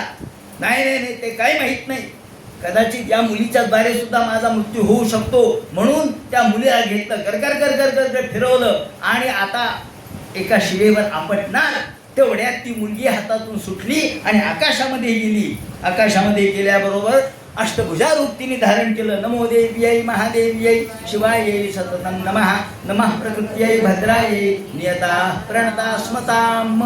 8 हातामध्ये 8 आयुध होते आणि प्रत्यक्ष त्या मूर्तीकडे पाहिलं, रूपाकडे पाहिलं, तेव्हा ती आकाशामध्ये गेलेली प्रत्यक्ष भगवती ती म्हणते, अरे दुष्टा, अरे मूर्खा, माझ्यासारख्या गोरगरिबाला मारून तुला काय मिळणार आहे? तुझा शत्रू, तुझा अंतक या जगामध्ये शुक्ल पक्षातल्या चंद्रासारखा वाढतोय. शुक्ल पक्षातल्या चंद्रासारखा माझा अंतक वाढतोय असं म्हटल्याबरोबर गर्भगळीत झाला. ढाळ दिशेने खाली बसला आणि मग म्हणला, चुकलं भाऊजी, क्षमा करा. देविकीला म्हणला, ताई क्षमा कर मला, मी तुझं ऐकलं नाही. मग त्या पाशातून मुक्त केलं, कारागृहातून मुक्त केलं, क्षमा केली, लोळण घेतलं. अरे अरे मी किती प्रयत्न केले पण माझ्या मृत्यूपासून माझी सुटका झाली नाही, क्षमा कर. आणि त्यांना मुक्त केलं. इकडे गोकुळामध्ये दुसऱ्या दिवशी सकाळी वार्ता कळाली. काय नंदाला मुलगा झाला. वृद्धावस्थेमध्ये इतक्या वर्षानंतर नंदाला मुलगा झाला. नंद आणि यशोदा त्यांना मुलगा झाला. काय आनंद झाला सर्वांना. नंद म्हणजेच आनंद. आणि त्यांनी नंदाला मुलगा झाला हे कळल्याबरोबर 60व्या वर्षी मुलगा झाला. नंद हे पाटील होते. पाटलाला मुलगा झाला कळल्याबरोबर सगळ्या गावातले लोक सुंदर सुंदर अशा प्रकारचे पोशाख धारण करून, सुंदर अशा प्रकारच्या डोक्यावरती टोप्या, त्याप्रमाणे मुंडासे हे घालून, अलंकार धारण करून त्यांना उपायनं घेऊन आले. नंदाला उपायनं देण्यासाठी, मुलाचं मुख पाहण्यासाठी सगळेजण आले. ज्यांना आपण मुलगा झाला किंवा प्रसूत झाली तर आपण बघायला जातो तेव्हा रिकामं जाऊ नये, काहीतरी घालावं, हातात घालावं असा नियम आहे. म्हणून त्याप्रमाणे सगळे उपायनं आणण्यात घेऊन हे सगळे आले. सर्वांना नंदानी सर्वांचं स्वागत केलं. वस्त्र, प्रावरण, अलंकार, दाग दागिने यांना दिले. त्याप्रमाणे ब्राह्मणांना गायी नंदाने दिल्या. तसंच दानधर्म केला. कारण पुत्रोत्सव आहे हा. पुत्र प्रजातीर्थ, याला प्रजातीर्थ असं म्हणतात. प्रजातीर्थ म्हणजे काय की प्रजा जन्माला येणं हे तीर्थ आहे. जसं आपण तीर्थाच्या ठिकाणी गेलो म्हणजे दानधर्म करतो, त्याप्रमाणे प्रजातीर्थ, प्रजा जन्माला आली म्हणजे आपण दानधर्म करावा. का तर दानेनं हन्यते व्याधी. पुत्राला किंवा मुलीला जर काही व्याधी होणार असतील तर दानाने नष्ट होतात. दानेनं हन्यते व्याधी असा नियम आहे. त्याप्रमाणे सगळ्या गोकुळाला आनंद झाला आणि जन्मोत्सव या ठिकाणी साजरा झाला. आता भगवंताचा जन्मोत्सव कसा साजरा होईल आणि नंतर बाकीच्या सर्व कथा ज्यामध्ये गोकुळामध्ये अनेक अरिष्ट कसे येतील, त्याचप्रमाणे वेगवेगळ्या प्रकारच्या ते भगवंताला मारण्यासाठी पूतनादी किंवा तृणावर्तादी कसे राक्षस येतील आणि ते कसे नष्ट होतील, या सगळ्यांचे विवरण, त्याचप्रमाणे कंसवध आणि शेवटी रुक्मिणीचा विवाह इथपर्यंतचे विवरण आपण उद्याच्या चिंतनामध्ये करणार आहोत. हरे नमः. पुंडलीकवरते हर विठ्ठल, सीताकांत स्मरण जय जय राम, पार्वतीपते हर हर महादेव, श्रीमज्जनार्दन गुरुमूर्तये नमः.